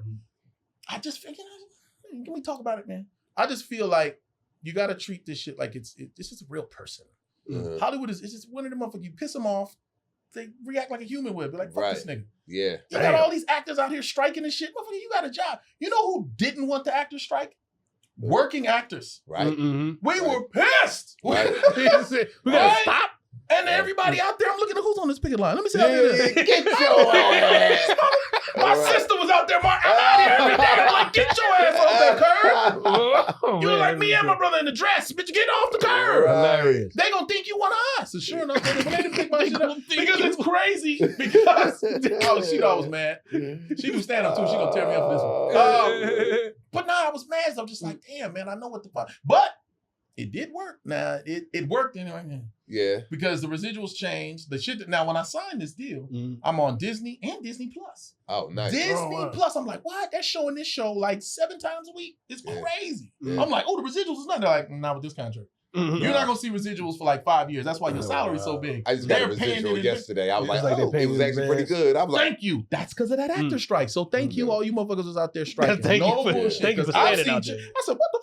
Yeah, right. Damn, is crazy. I was like, damn, I'm mad we only did one season. Yeah, I'm like, we can get 5 of these, nigga. Yeah. But yeah, and it changed everything. So, you know, it made me say, okay, now I can put more, you know, and even the comedy too. I gotta shout out Charles Allen. Charles was good. Charles, I know man. Charles, we used to do a comedy room out here at the dojo. And I remember the dojo. Is that one of Sherman Oaks? No, this was on Sunset. No, not Sunset. The dojo was in the comedy dojo was upstairs, the tavern. What is it called? Yeah, I forgot. Right on Sunset. Yeah. So I would do the Russell Simmons thing, you know, but in reverse. I welcome everybody. Hey man, how you doing? Get you some drinks. All right, y'all ready for your host? Yeah. Like, get the fuck out of there. That's what I would do. Stand up. And every once in a while I try some jokes and shit. Get comfortable, try it. Nope, didn't work. I'm get the fuck out of here. But then when we started our tour, I was like, okay, I'll do the presents thing. Yeah. And it was we started right after Montgomery Brawl. Oh.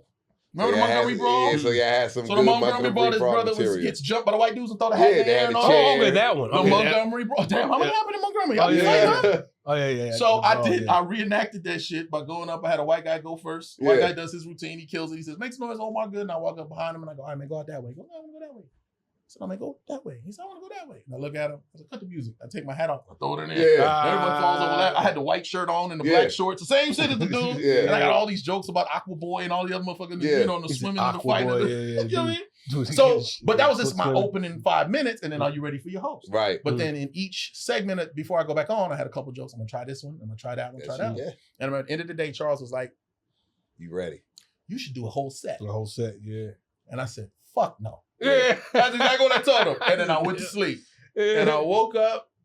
Oh, you little bitch. Try it, nigga. Yeah. And I took all my material and I pushed it together. How long was it?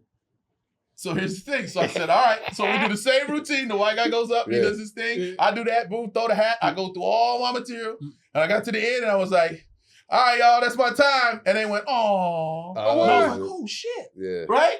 And I was like, damn. I was like, it's all good. I'll be back later. See y'all, man. All right, see you later. And I get off stage. I was like, damn. I said, damn, what was that, like 5 minutes? He said, nigga, that was 18 minutes. Oh, shit. Yeah. I said, I was there for 18 minutes? No fucking way. I had to see the tape. And I was like, damn. It was like 12 or 13. But just to say, I was like, I what 18 minutes is the concept. Right? Bro, I thought I was up there for 5 minutes. But, you know, I was great. My first time putting the whole set together. And I was talking too fast. You know, some shit I rushed to. I didn't know the weight for jokes. I just ran to the next one. And it was like, dude, your set could be like 30 minutes with all the shit you talk about if you slow down. Let them laugh. Let them get it. Yeah. Well, that's a tough one for comics, man. Let them get the joke. Hit the joke and then let's sit there. Let them.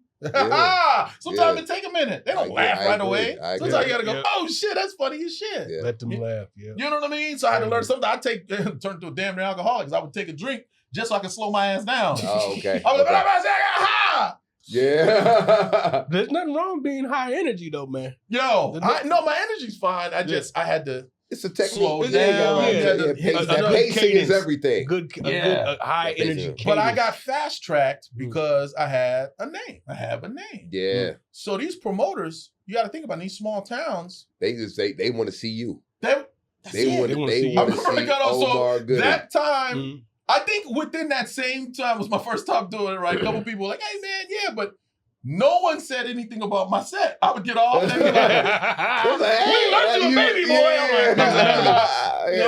You know, so I knew I had to like develop my shit. Yeah. But I did get fast tracked. Like they would offer me what I was asking for an appearance, but to be a headliner or a feature. Yeah. I was like, wow, that's dope. Yeah. That's dope. And then we're getting door deals and stuff like that, which I hated. Because there's so much into red tape and politics and all that shit. Yeah. Like, man, it's packed in here. Yeah, we let half of them in for free. Hey, welcome to the world. I understand. I'm like, the comedy. Right. I'm just like, how do I fact check this? Nigga look at me like, nigga. Yeah, you can't. They'll show you that paperwork. You like, okay, here's a spreadsheet. Nigga. I'm like, I said, y'all weren't charging at the door? Like, what you mean it's all automated? Like, where the cash at? Yeah. Oh, it's on there. It's on there. We'll send you. Man, you knock it off. What advice did your brother give you when it came to acting? That's a good question. What was the best advice you gave? So there's a saying I always say, and I'm pretty sure I got it from him, that the key to acting is not acting. That's how you keep it natural. Don't act. If they say action and you're putting on an act, you're acting. You're doing too much. It should feel like this conversation right here. You know what I mean? I'm just very expressional. My eyebrows go up every time I talk. My hands move and shit. They be like, keep it natural, nigga. This is natural for me. Yeah, right. You know what I mean? So that's natural. That's how I am. Yeah. So I'm trying to, it's that balance, like with Baby Boy, I was so high energy. I was energy when we started. I get a call from this man. He don't know nothing about my affiliation in the streets. He don't know nothing about my life other than the guns that I was called with, And he wanted me to read this role. I'm like, how did this nigga, what? So I was fired up, 24 years old. I was 260 pounds. When he called me, when I showed up in front of him 3 months later, I was 230 pounds. Had a tank top on, shaved my head. He's like, yeah, damn. All right, let's work. And we did the scene. I'm yelling and He's like, all right, man. He said, thanks for coming in, man. I was like, right on. I left. I was like, oh yeah. I didn't hear shit. Weeks and weeks went by. Then a month later to the day, I get a call. You got the part. And I was like, oh shit. And then it was still more to do because I'm so high energy. Remember, he still had to I was cocky because I got the role. And then I've told this story a bunch of times on shows, so we won't get deep into it, but he called me out in front of everybody. So it made me go, okay. And it just clicked. He's a motivator. That man can motivate. Whoo! And he had me fired up. He's like, almost. You're almost there. You just, loudest one in the room is the weakest one in the room. You got to find a way to shut the fuck up. And it made me go, well, how the fuck do I talk and still be, oh shit. Yeah. Close your mouth. And now Sweet Pea's born. I gotta ask my mama for money. Like I'm literally talking through my fucking teeth. You know what I mean? And they were like, that's it. And I was like, ooh, okay.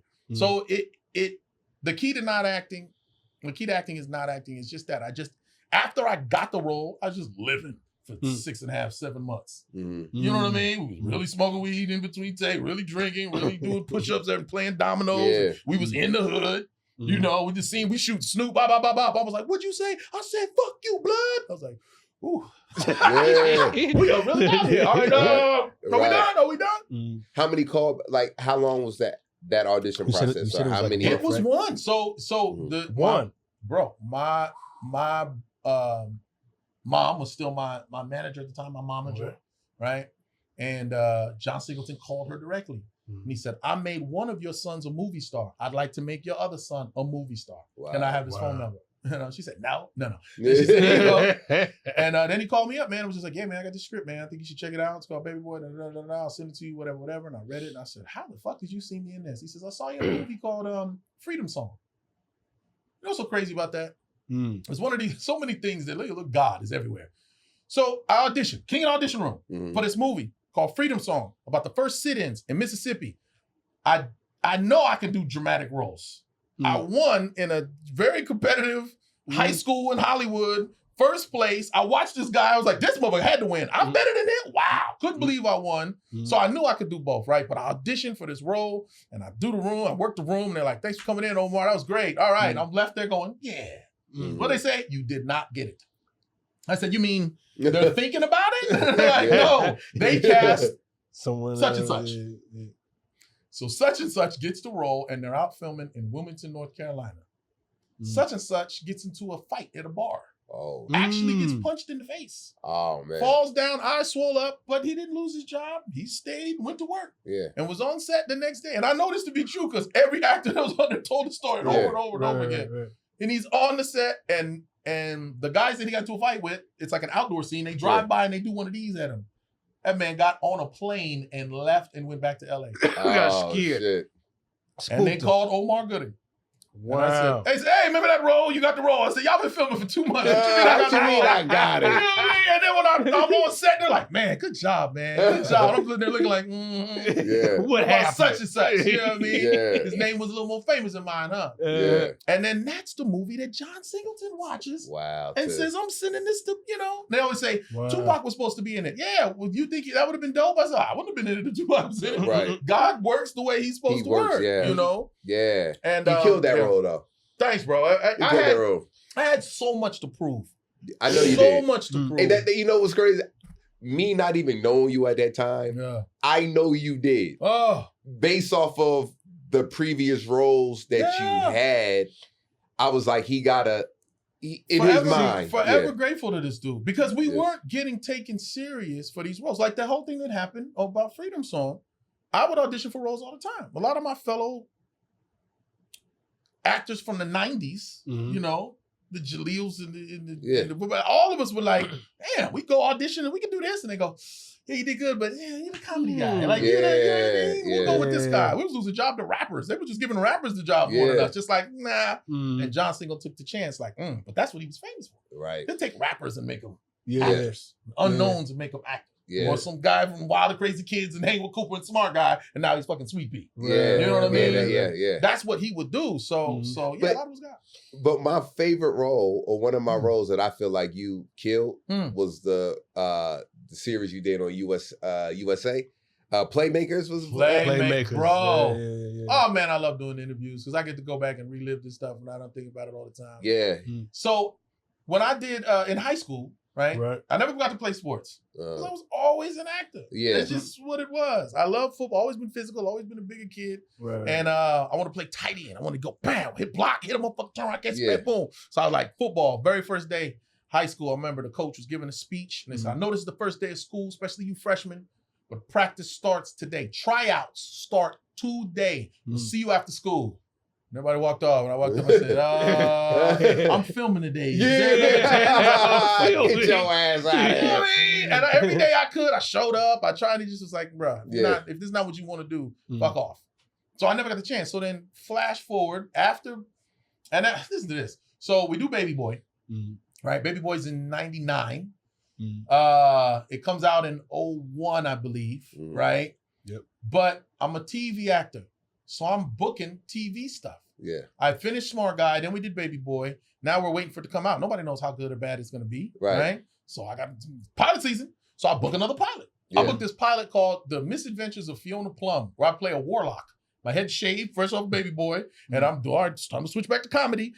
We sell the pilot. We're about to go to series, and they had us wait around. They put us on hold. Because we were just getting ready to start. We put us on hold for a minimum of a year. So look, they wound up, well, they didn't pay us initially, but they said, we're about to start up. And then every month, about to start up. I'm getting phone calls. And my agents are telling me, yo, just so you know, Denzel Washington's doing this movie called Antoine Fisher.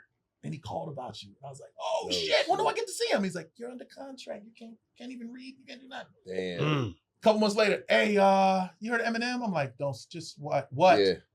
He's got a movie. I said, shut the fuck up. Yeah. Yeah, they want a rapper. Scott has got some rap skills to play the best friend.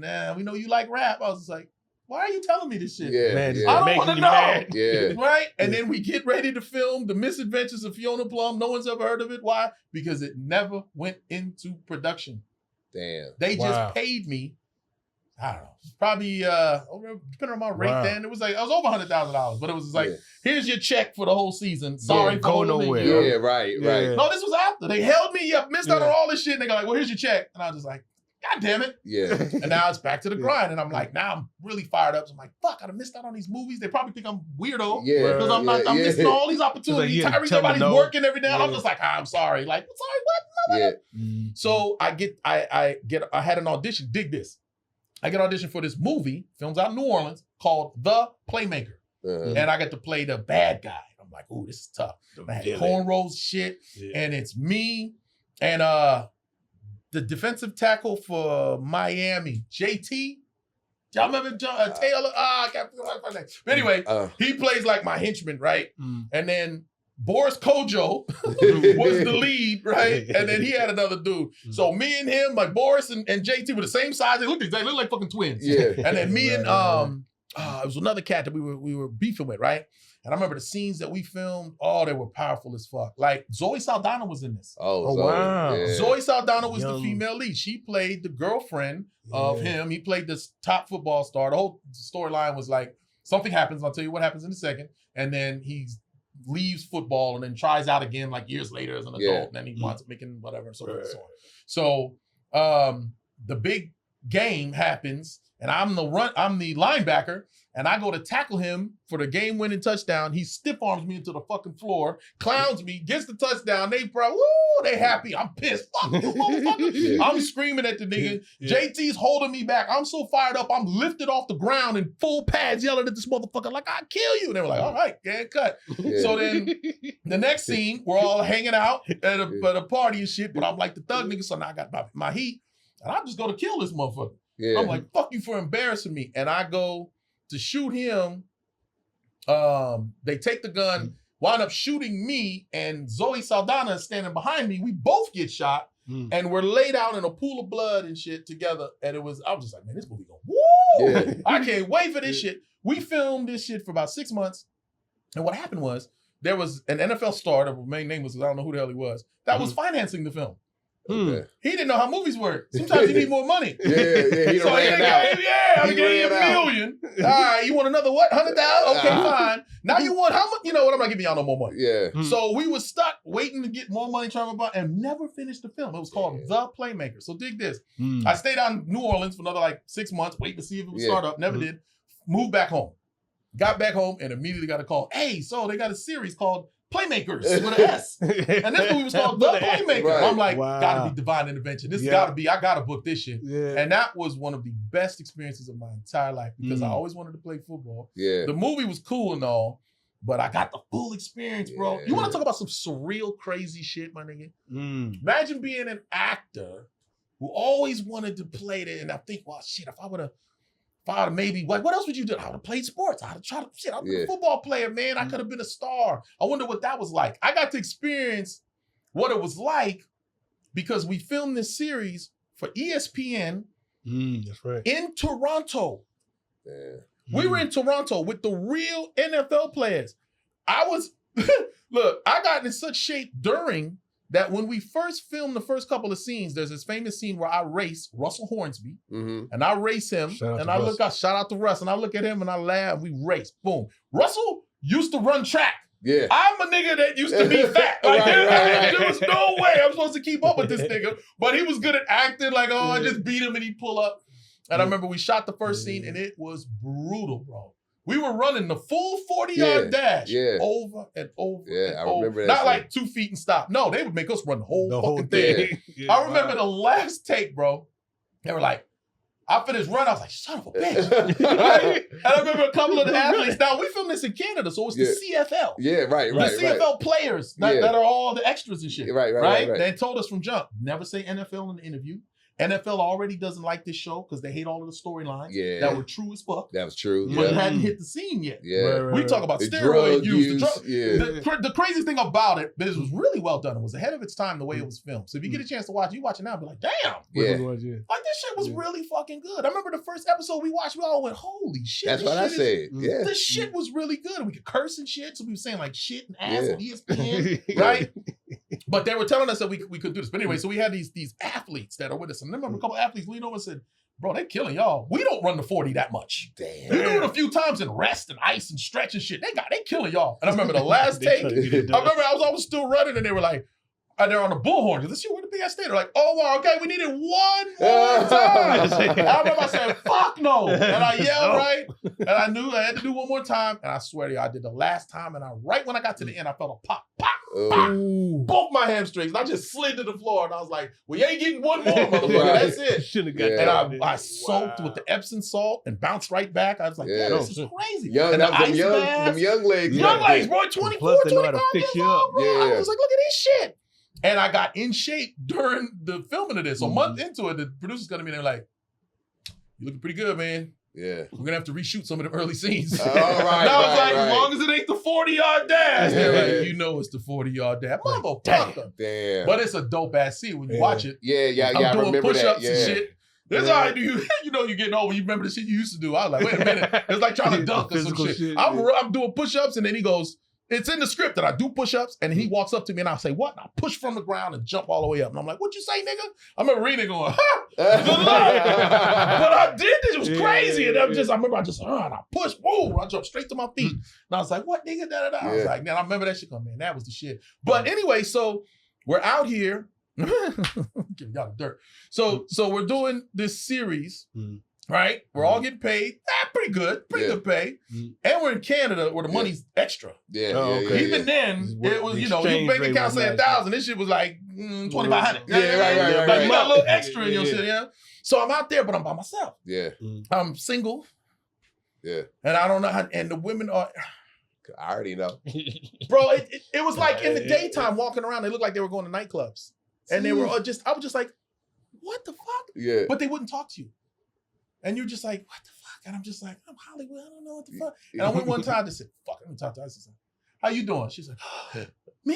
Hey, how are you? I was hoping you'd say something. I was just like, what the fuck? Tried that shit everywhere I went. It was all on them. They just want to be talked to. Yeah. You just got to say something. Because they're just like, there's too many women out there. Right. It's like this, we just hoping a guy says something. Yeah. There was some ugly niggas with dimes. I'm talking about these niggas. There ain't no way this is your girl, nigga.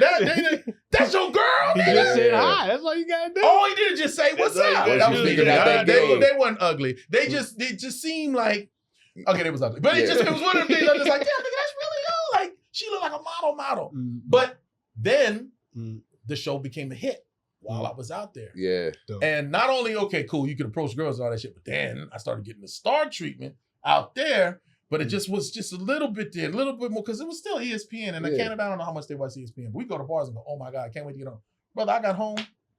I went to Las Vegas, and they thought I was Michael fucking Jackson. Damn. I had the braids and shit. I got so mobbed in the casino, the security had to help us out. Damn. Wow. Like, I was at the crap table and it's, oh shit, but it wasn't. Like, baby boy, anywhere I go, if there's black people, I already go, kind of wait for them to get eye contact. I go go to the airport, they go, oh shit. I'm like, I already know. But I can walk through Whole Foods. Yeah. Without a hat, glasses, and I can walk through Whole Foods. Hey, what's aisle 9? Over there, man. Go. Over there. Right? Don't steal anything. Watch him. We got one. But during that, I was one of the most famous people in the world for like 1 year.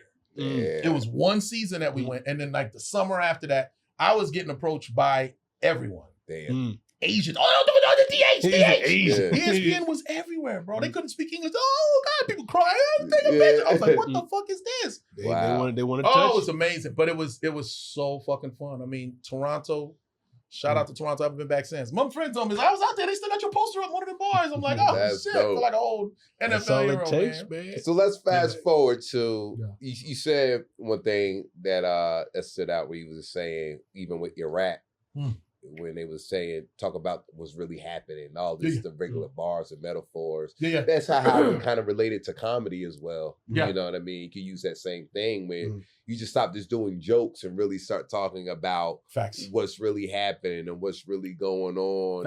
And that's where you're going to get your best material. Well said. I have, and it's kind of funny because, that's how I was as a, I'm a writer. I'm a content creator just naturally. I'm from the hip hop where you had to write your own shit. The first thing I remember doing was unfolding my paper with the sixth graders and shit, reading my little rap, and they're like, "Oh, hey, little nigga," I was always a writer. But I always I never wanted to use like, oh, you're like, when you say you're an actor and then you rap back then, it was like, oh, you need to do this rap, or you should do gospel rap, or you should do this. I'm like, categorize, you know what I mean? So I'm like, I gotta just think of like regular shit, this and that. So my hip hop matured when I realized how I had to spin. Now with comedy, it was the same thing because, like I said, I started with these jokes about what was current, and so forth and so on. Right. And they were like, "Get in your bag, bro." Mark Curry was like, "We want to hear about the shit." So it's funny. I headlined at Kookaburra Lounge on the 12th, and Mark. Cool thing about Mark. We'll talk about Mark for a minute. I went. So I loved him, mentor, this and that. I remember he had a podcast for a while, and I went on his podcast. He's like, he said, he can call me Irvin. Irvin, and we laughed. He's like, Omar, you had such great timing as a young kid. And I looked at him, I said, I learned it from you, bro. Yeah. And he went, oh man, thanks for that. I'm like, thanks my ass, nigga, thank you. Like I watched and how your timing and look up with a lot of the same isms. So with what we did is he invited me out. He said, man, I see you doing stand-up. First time he called me on the phone, he's like, yeah, man, yeah. So you doing stand-up? Man, good shit. All right, how's your routine start? Go. And I do this bit about like lay where the fluffy ladies at, the big girls, and that, blah, blah, blah. I'm talking, he's like, okay, don't call them fluffy, say this. Okay, but why don't you try to, and he's just like giving me little things. I'm like, dope, that's cool, right? So, I didn't know, everyone say don't get your material stolen. Like that's the big thing about stand-up comedy, right? Yeah. Good luck. I know, right? So the best way to do that is talk about yourself. So that's there you go. Fucking, But so I remember I had a joke where I was talking about, when people talk about how they can't believe I got so big. I got big. Like, nigga. So I can't believe I got this big. You know how you got that big. Bitch, you ordered it. Yeah. Right. You know what I mean? I said, let me get a number one, number two, right? And then I get off stage and the comic pulls me aside. He said, man, that's just good. But you know what? I made some notes. And I was like, all right. Like I'm thinking he's stealing my shit. He's like, nah, this is what you should do. When you say instead of a number one, number two, you say, let me get some high cholesterol, some love handles, some blah, blah. I was like, oh shit. It was just another layer of thinking of the joke. Now I do that shit for about 20 minutes. My whole, and the little tagging me up. But he was just like, take that with you. And I never saw the nigga again. Yeah. That happens a bunch of times. Well, it's happened a couple of times when I'm like, oh, this is cool. Yeah. But this is, you know what I mean? Respect your shit. It's dope. So I go to Mark Curry and I remember he goes, all right, man, I'm doing the Ontario Improv.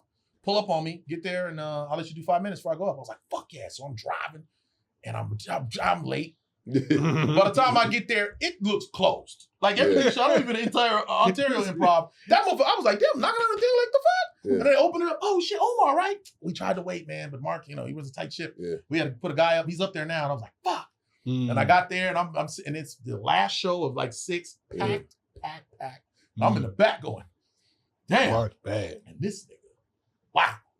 It was almost too good to where you gotta be like, I'm not gonna do this shit no more. That's how you really do it. Then I'm fucking up. No. His shit was so fun. I remember looking at niggas like, yo, he laughing at this. Is the funniest shit I ever saw. And then he got off and he was just writing notes. Like, I didn't go over this. I didn't do that. I didn't do that. I'm just like, this nigga is phenomenal, right?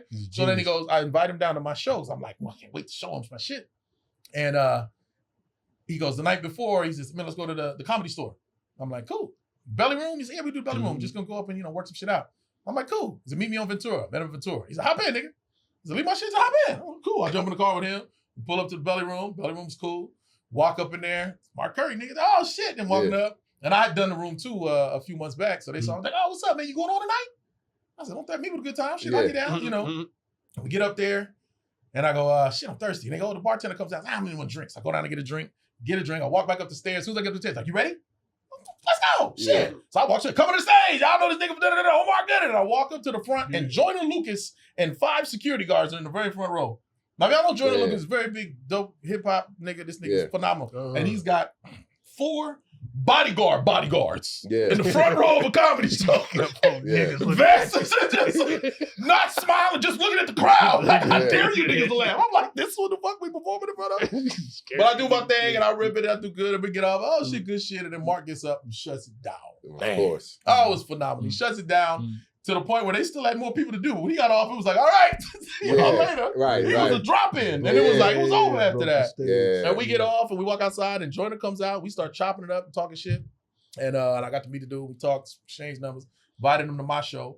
And I got Mark Curry finally came to sit on one of my shows. So I did the Kookaburra Lounge. And he pulled up. And it's funny because luckily I've been doing it a while. It could have fucked me up. But he in the audience and shit, he's just like, ha! He's like, that's funny. I can hear him saying something like, that's funny. Oh, that's a good one. He's like, do impersonation of your brother. I was like, knock it off. So, knock it off. Do some Baby Boy. Somebody grab this nigga. Hey, man, we know you are. Shut the fuck up. And then I know what he wanted. So, because he's like, you should really do Baby Boy shit up there. Like, really go into character, da-da-da-da. And I'm like, okay. But the funniest thing, comedians, they give you suggestions. And they go like, you rap? You know what you should do next show? And I'm like, I'm thinking these punch-ups I'm getting, like, something simple. He gonna tell you to rap. Nigga, you should have somebody they ate get stories from everybody, turn it into a whole rap story. I'm like, how much work that is? Right. You do that. You some good idea. It's such a good, like, nigga, get everybody's names. I'm like, nigga, shit, I forgot yours already. But the crazy thing that I think shocked everybody. Yeah. Even from Wild and Crazy Kids to Smart Guy to being able to play Baby Boy, Sweet Pea. Nigga, this beef with Cam. Yeah. You dropped 4? Was it 4?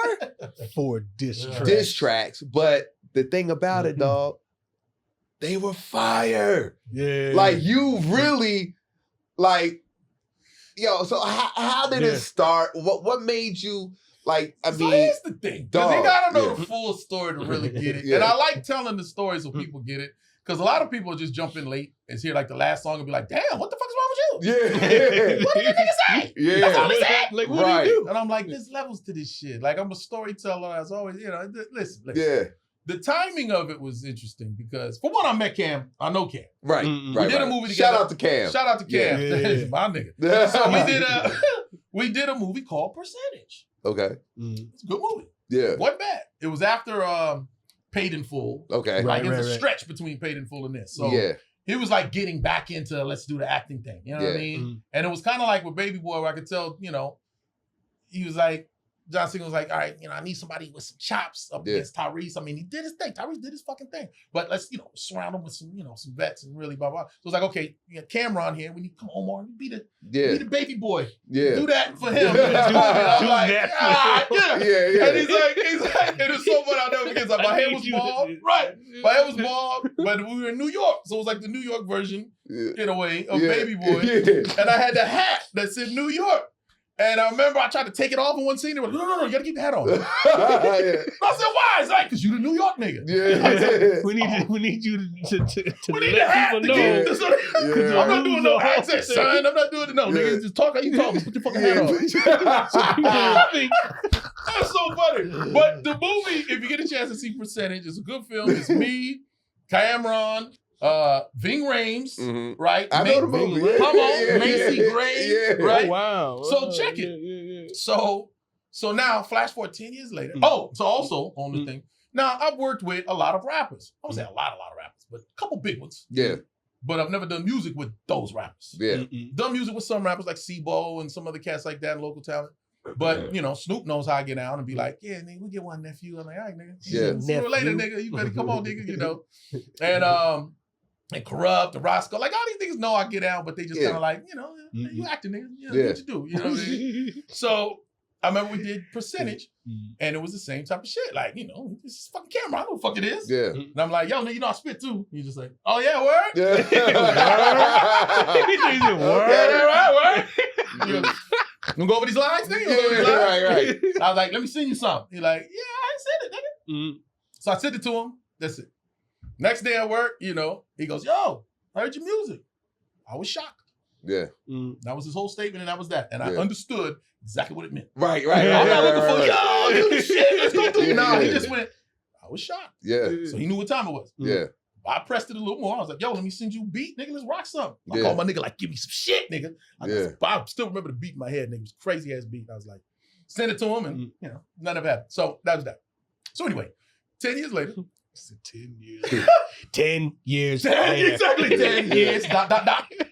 So now, we're after the pandemic. I'm out of I've been in and out of. I'm been in and out of prison. I've been in and out of like musical situations. I was signed to fucking Thump Records. I was signed to QD3 in the Sound Lab, Quincy Jones, people under a group. And I've had, you know, hit or miss, but I've always been, you know, chip on my shoulder. I'm like in the group, I'm the last one to spit or the first one to spit. Like, you know what I mean? I'm on the hook or I'm the one, you know, Chino XL, rest in peace. He heard me like, nigga, you got some shit. I'm like, nigga, wait till they hear, like, you know, but then I gotta go to work. I gotta be an actor, day job. So there's that. This pandemic is now I'm doing stand-up comedy. Yeah. But I still got my pen. I still got the, you know, I'm still red, boom, boom, boom. And I get a call from my friend. My friend goes, yo, Cameron just called you Omar Gooding Jr. And I went, shut the fuck up. So I laughed. I'm like, I can't wait to see this. I'm already thinking going, I can use this as a little skit. And I'll be like, why would you call me that? You know who I am and this and that. Now I press play on the little interview. And he's doing an interview for his podcast. Yeah. And he's interviewing 50 Cent. And he's telling 50 Cent. So it's real interesting how actors like Omar Gooding Jr. and Ving Rhames have to sit around and wait for a 50 Cent to put them in something to get work. So hats off to you, 50 Cent. I'm just like, you. I have to sit around. Well, first of all, that ain't my name. Second of all, I'm sitting around. I'm doing the opposite of sitting around. Ooh, I was hot, nigga. So, but I said, easy. Let's see how we can spin this. It's got to be something, you know what I mean? So you went straight to the creative. So I said, right. Ooh. And I'm an MC, so I was like, I'm gonna tear his ass up for this shit. So at the same time that I didn't go in the booth, but I wrote. I found a beat that sounded like some Cameron type shit. And I wrote, right? And I called it Warning Shot. So I'm like, I do the full Eminem at the end where I'm like, he probably gonna try this and he probably gonna try that, which all came true, by the way. And I said, you know, he gonna clown this, he gonna probably go after that and this and that. And, you know, now give me something, you know what I mean? But anyway, I wrote it. And then I went to the internet and I said, hey, so I played the clip and I said, y'all think I should feel some kind of way for this nigga calling me Omar Gooding Jr.? Half the comments was like, nah, nigga, this is New York shit. Knock it off. Calm down. Don't be sensitive. That's a Harlem. The other half went, that nigga know your fucking name. That nigga know better. Get him. Right? And I did an interview for Real Life Street Stars and we talking about it. And they asked me about it and I was like, yeah. And I wrote 2. You know, I wrote 2. And they was like, okay. Where they at? I was like, say less. I got home from there. I went straight in the booth. First one was the Warning Shot one. Second one was a little disrespectful. It was the one you just have just in case. I'm gonna throw this one at you. Then we'll bring the haymakers. So I just kept it. And so I put the first one out and it went crazy. It went crazy. Everybody that was responding, like, now, again, we had to sit and talk for about an hour for y'all to say, okay, he's actually been doing hip hop for a while. And I really get into my whole hip hop, you know, maybe next interview or so forth. I know we in it. But anyway, so the first one, I have been doing music. I've know a lot of people in the industry just behind the scenes and underground, and I've competed on stages and shit and doing hip hop, blah, blah, blah, blah. Never had a hip hop magazine write up about me ever. Wow. I've been on Smart Guy doing the intro. I've been rapping on a lot of sitcoms. You know what I mean? Like, you know, he raps. It's got to be, you know. But, and I'll be honest as fuck with y'all. There's definitely levels to my hip hop growth, right? I started as, seriously, believe it sounds funny enough, battle rapper. Aggressive rapping out on the streets. I'm out, what this acting ass nigga? What? Give me a beat there, nigga. Watch this. Oh shit. Oh shit. We snap, freestyle, your shoes, your hat, your forehead. But I'm snapping on there. They like, damn. You know, and this is what we would do and shit. So you get into this point where I'm doing this song and I've never got no recognition, but all the double XL hip hop magazine, blah, blah, blah, blah. The shit went nuts. And they was like, this motherfucker, this actually sounds pretty good. But I'm thinking, that ain't it though. This is called Warning Shot. My producer was like, call it Fix Your Mouth. And I was like, ooh, that's good. So we put the first one out. And Cameron, you know, he's not gonna respond. Yeah. You know what I mean? That's what people. I remember one time I keep saying this shit. I hope I don't get in trouble, nigga. Nas, I fucking love you. But Nas said something about my brother in the song, and I was in Dre's studio, Chino XL, all these motherfuckers, and we would do. See, well, back in the day, well, I don't know, he probably still do this day. Is you know, Dre has producers that work for him, and one of my close friends, you know, Bernard Edwards Jr., aka Focus, ... is one of them. And he would do beats, and then we had a crew that be there listening to him create a beat from scratch. And then right when the beat is done, he'd be like, all right, y'all got 30 minutes. And he'd play the beat. We'd be like, everybody start writing. And one at a time, we go in the booth, you know, and I'd be like, I can't wait to get up in there, blah, blah, blah, blah. And I was mad at this nigga. I went in there, and as soon as I got in the booth, I'm like, fuck nah! Whoa! Yeah, whoa! Cut the beat, cut the beat! Yeah. Wait a minute. I remember Chino looked at me, he said, he ain't gonna respond, nigga. He ain't gonna respond. And I'm like, oh, because I'm like that? He's like, no, nigga. He like, you cool, nigga, but he ain't gonna respond. Yeah, right. Nigga. Like, knock it off. Why would he? He has nothing to gain from it, you know? Yeah. So Cameron's thing is, now here's to Cameron's credit. He is in a different, I mean, he's still a rapper, I guess, but he's a podcaster now. Yeah. He's got all this money. It's not a big deal to be a podcaster and do this and so forth and so on. So I respect. He's like, fuck the rap battle, nigga. Ratings. Right. You know? But he's online and he's trolling and shit like that. And he goes on the post and goes, I don't want no smoke. My bad, bro. Yeah. Ha, ha, ha. Laugh, laugh, laugh. Ha, ha, ha. I was like, what the hell are laughing about? You could have just said, my bad, we're done. Yeah. But you had to put the little extra shit. Ha, ha, ha. Yeah. I don't want no smoke. So I did a part 2. And the part 2, it starts off with, oh, you don't want no smoke? Huh. Shit's still gonna get hot, nigga. Yeah. And I went and I put a little harder beat. You know, I got a dude from New York who does the boom bap, so it's the you know what I mean? I was like, huh.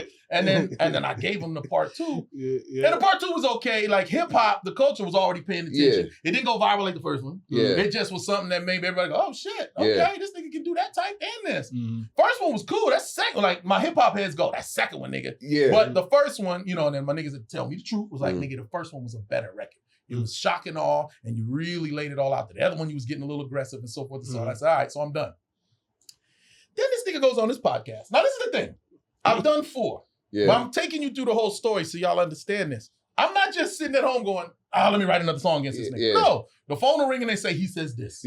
So I did that song. Then he responds, and I did a song. I thought it was dead. A couple months later, you're like, oh, he's back at it. I'm like, what? I'm on the West Coast, so shit happens on the East Coast. Right. He's calling me early in the morning. Yo, nigga, look, this nigga did this shit. So he's on his show, and he's like, yeah, I want to address this shit. You know, Omar Gooden, I'm sorry. I said your name wrong. You know what I mean? He's mad, but I don't really give a shit. You know, and then he's doing the whole camera out there like, fuck this nigga. But let's talk about it. I said his name, this and that. And then they go, you know, he's got the people that work with him in his podcast, and they're just like, yeah, so Omar Gooding Jr. is mad at you. And he goes, see? Now he probably gonna write a diss record against you. You said his name just like I did. Right. But, you know, whatever. And then there's always niggas on the side, right? Niggas like, yeah, he's got a comedy show out in Bakersfield. Yeah. So he goes, oh yeah, that's what he does now. He does check this shit out. He goes, yeah, he does bowling alleys, barbershops. You know they just start adding all the extra. I hollered laughing at that shit, right? I hollered laughing, and I took my camera up and I was like, nigga, that was pretty fucking funny. Right. I said, good shit, good shot. And I said, they'll watch your show and this and that and the third. And I said, good luck with your dick pills. You got to do advertisements and this and that. I threw a couple of jabs and I let it be. Yeah. And then he did, I kind of was just done with that, right? Yeah. And then he went and did one of them freestyles that he does. You know, every time he does one, I'm like this. Huh? Like, I'll take it out. Just say something. Yeah. And he just said something real straight. He said, because he was beefing with Mellow Ball. And me. So he said something about Mellow Ball. He couldn't play for the Celtics or some shit. And he said, and Omar Gooding, don't mention me because I ain't getting booked in bowling alleys or dispensaries. Yeah. Damn. And I wrote a part 3. Right. Now, the thing about the part 3 was I start off by saying West Coast because I'm a West Coast nigga. Just what it is. My parents were born in Harlem, brother, and then born in the Bronx, and then they moved out here. So I feel like I got East Coast in me. Right. That's my parents were, you know what I mean? But I was just born and raised out here. So I'm Westy as fuck. I would say West. You know what I mean? So I start off the record and I'm like, West Coast. And I think it got weird. Okay. People were listening to that going, oh, you trying to start some East-West shit. I was like, fuck no. No, I'm not, nah, nigga. Yeah. So I actually took this record down. Okay. I took it down, took it off everything. I was like, no. That's done. We'll leave it at 2. Another couple months passed, and out the blue, this nigga goes, hey, man, you still want to play? I'm back in town again. Or I'm back in the States or whatever. He's like, I've been gone. You still want to play, nigga? And is this you? And he showed a picture of Wild and Crazy Kids. And he's like, this ain't you, is it? Nigga? You trying to play with me, son? And I was just like, and I was swimming with my kids and shit. I was swimming. And I looked at this, I said, what the fuck? And I looked at this, and I remember looking at it, and I said, nigga, that ain't gonna work. I said, that's gonna backfire on you. Motherfuckers, remember that show? You get in the booth, nigga, or fuck off. Right? And it was just like, get in the booth. He ain't gonna battle you. Da, da, da, da, da. But then I re-released the part 3. Part 3, put it back out there. I just put it out there, right? And as soon as I put it out there, he said, you fell for it. You took the bait. Now watch what I do / did. And this was a DM. He never DM'd me before. So whole time we had no conversation. And he DM'd me, watch what I do. And I replied with one of them smirking emojis like, right? And then he responded, ha, ha, ha, ha, my nigga. Now I went, he's being a good sport about this. Right? He's being a good Here comes D-Day. This is when, now I talk about being a battle rapper, and I talk about this and that. You know, I'm one of them type of people. I'm a Los Angeles Laker fan, man. I'm a Laker, nigga. And the thing about the problem we have is we play to our level of our competition. Right. We lose games, we should win. We can step it up, we can go there, da, da, da. But I've never been pushed. I've never been tested in like a real, like, everybody's watching. What you gonna do, nigga? Until this day. So this day, I wake up, my phone is blowing up, right? I'm like, I sleep with it on silent. I look down like, 17 missed calls. 17. Like, what the fuck is this? You know, I gotta get my kids to school. So I'm like, all right, kids, my phone's ringing, knock it off. Then this motherfucking producer, he's blowing me up, bro. Then I get the kids in, I'm like, what the fuck? I get them, all right, see you later. I see in the car, like, oh God, get back to the house. I read it, he's like, call me now. All bad. All bad. All bad. Fucking Cameron did you dirty. Go to this link. Go fuck. Right? fuck. So I look in the right. I'll give y'all the real, my niggas. I remember I met home, yo. He did you dirty. I was like, oh, damn. I'm still like, what the fuck did he do? Nigga, I ain't got no skeletons. I first play. And I see the picture. And I go, this nigga went with the AI shit and got me with my shirt off with the fake titties and the stomach and the... Oh, no, nigga, that's me. No, that's my titties, nigga. He said, I know. This nigga. He said, I know those D cups. I know the fucking titties, nigga. That's my titties. Wait a minute. Right? So what I did, I lied. I went straight to the internet and went, ha, that nigga. I'm a grown-ass man, nigga. You think I give a fuck about body shaming, nigga? That ain't nothing, nigga. Nigga, shit, I'm about 50 years old. I don't give a fuck, nigga. But watch what I do to you on this music, nigga. Whoo, you motherfucker. It's on now. And I put the phone down and went, fuck! Man. I lied through my teeth. Shit. What the fuck am I gonna do? This is crazy, right? Damn. So I had to just go into the think tank, bro. And this happened on a Tuesday. My response, part 4, came out on Friday. Wednesday and Thursday was hell. Yo. Because like my niggas was like, yo, this is what we gonna do. And I got it, not like on some gangster shit, but just like, tag me in, nigga, tag me in. Glasses Malone hit me, was like, nigga, tag me in, nigga. I said, calm down. I said, y'all just have some faith. Friday's coming. They're like, yeah, Friday's coming, nigga. But today is bad. And Cameron's having the time of his life. Right. Oh, you know he is. So now let me give you a backstory on how he pulled it off. So basically, we did Percentage together. The director of Percentage is my dude. We did, well, I mean, we remained cool. And we worked together on a couple other things. And then, you know, in Hollywood, it happens. It'd be like, hey, man, I got this other director. He wants to use you for this movie. You want to be in it? And I'm like, what's the deal? Da, da, da. Easy work, man. Ain't nothing. It's one day, such and such, X amount of dollars come in, get you in and out. All right, cool, right? Stayed in touch with that dude. This dude hit me about a month or 2 before the event, the incident. And he goes, yo, I need you.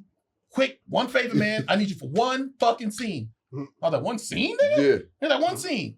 How much money you gonna do? Right. He said, I only got $2,500. He said it like that. I'm thinking to myself, $2,500 for one scene? I ain't gonna lie to you. I've done a day's worth of work for $2,500. Right. One scene? Right. But I'd be like, that's all you got, nigga? Right. In my mind, I'm like, I'll take $25. What the fuck? I'm like, where? He's like, out in Miami. He's like, I'm gonna fly you out first class, put you up in a hotel, pay for everything, pick you up, drop you off. I got you. I said, well, shit, I'm actually on the road. I gotta fly out here. It's gonna be tight. He's like, I got you. Can you do it? Is it good? I said, nah, fuck it, I'll do it. Get out there, send me half up front, give me half when I get there type shit, you know, whatever. And then I go to New York, I do some stuff, and then I fly home, and then I fly out there, and I get out there, and the nigga tried. Now this was what Cameron's master plan was. I'll tell you how he fucked it up, but this was his plan. Was genius. Almost. Yeah. What he thought, what his misconception was, is if you're an actor and I put this shit on the paper, you have to do it. Mm-hmm. That's what he just thinks. Yeah. Sadly, some actors believe that and do some compromising shit. Yeah. But I'm fucking good. Not to sound like that, but send me the script. And it's like you play a drug dealer. You're like the henchman, the muscle with the other guy that walks in, and you guys do a drug deal, and the guy ain't ready to do the drug deal. He wants to gamble. You lose a bet, and you have to lick the bottom of a shoe. Yeah. I text him immediately. I said, first of all, I'm not licking no bottom of shit. Right. So what is this? And he goes, oh, I don't know. I'll talk to the director and have him change it. I said, yeah, do that. And then, so you got a new script? He's like, we'll see your new script and see if we can get in. And I get there and I see the new script. New script says he takes off his shirt and he's shirtless and he does jumping jacks and push-ups. I said, what the fuck is wrong with y'all niggas? No. Fuck no. I said, I'll do push-ups. Yeah. You know what I'm saying? He said, take a shirt off. So it's funny. I was just in Buffalo, New York, and I bought this jersey. And it's now infamous jersey. Yeah. And it's like a baseball jersey, and it's Lakers, and it's like you get the dopest shit out of town. Yeah, I ain't seen nothing like this in LA, but I'm like, oh, this is dope. I got to do this scene where I take a shirt off. I'm gonna have a tank top underneath. Yeah. I'll take the shirt off, throw the shirt at him, and I'll do these push-ups. Even though it said push-ups and jumping jacks. Right. But he said, and action. And he said, yeah, you lost. Do push-ups and 10 push-ups and 10 jumping jacks. I said, I ain't doing no fucking jumping jacks. Well, I'm a grown-ass man. I'll do your push-ups. Fuck you. And I do the shirt, and I do the push-ups. Yeah. Right? Finish the scene, finish the thing. Little things about it, like in hindsight. Why did he tell me? It was brilliantly put together because it was a real crew, real cast, but this is a full crew. Yeah. It's not like one nigga with a camera like, hey, it's going they down. got they got the mics, the monitors, the setup, makeup, hair. We doing setup shots, but it's just one fucking scene. So it only took 2 hours. I was just like, nigga, easy fucking work, right? But there's like a glass room off to the side. And this glass room, it's like tinted, and then there's a door shut, so you can't, see what is that? And they're like, go change in there. Yeah. So I'm in there, I gotta put the mic, so I put my shirt up and do it like this. And all the while he's got a camera on me. Right? So the reason that it went down, because people like this, damn nigga, you could have got fucked up. You went somewhere by yourself like that. And it was some crazy, now think about it. There was all motherfuckers in there. Yeah. And it was like some security type motherfuckers in there. And I'm like, whose bodyguards are these, right? But the dude that booked me for it, the director that I knew through the other director, wouldn't leave my side. You know what I mean? You gotta go change, I'll be right here. Yeah. Where we going? I'll be outside. That type of shit. They're like, are we done? All right, cool. Let's get in the car. And we drove off. He's just like, all right, nigga, I'll get him here, but y'all ain't gonna do nothing crazy. Right. You know what I mean? I'm seeing this shit now. Yeah. There's a script, the part that later he goes, these niggas were speaking Spanish and they was talking shit about you. You didn't know it, right?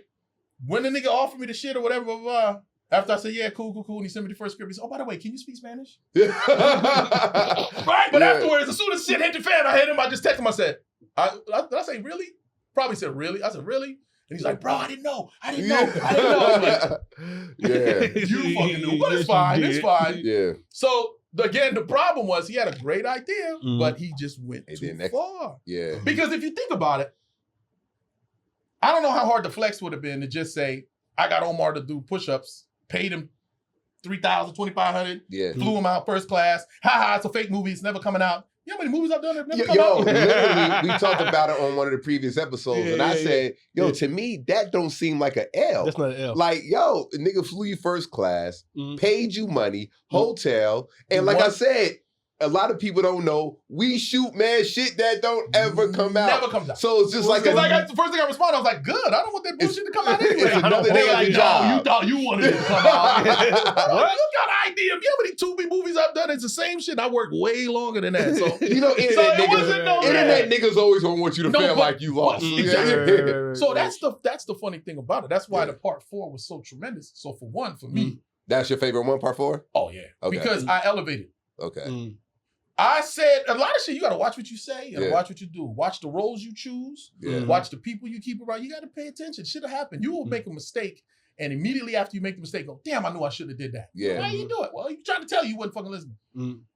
I was saying in the rhymes, nigga, I'm gonna go to another level if I got to. Even when I'm looking at the phone, like, ha, nigga, watch. Ooh, I'm gonna whoop your ass. I know what the fuck I was gonna do. Yeah. And then I thought about it. I looked at it, and I'm like, this nigga watching me.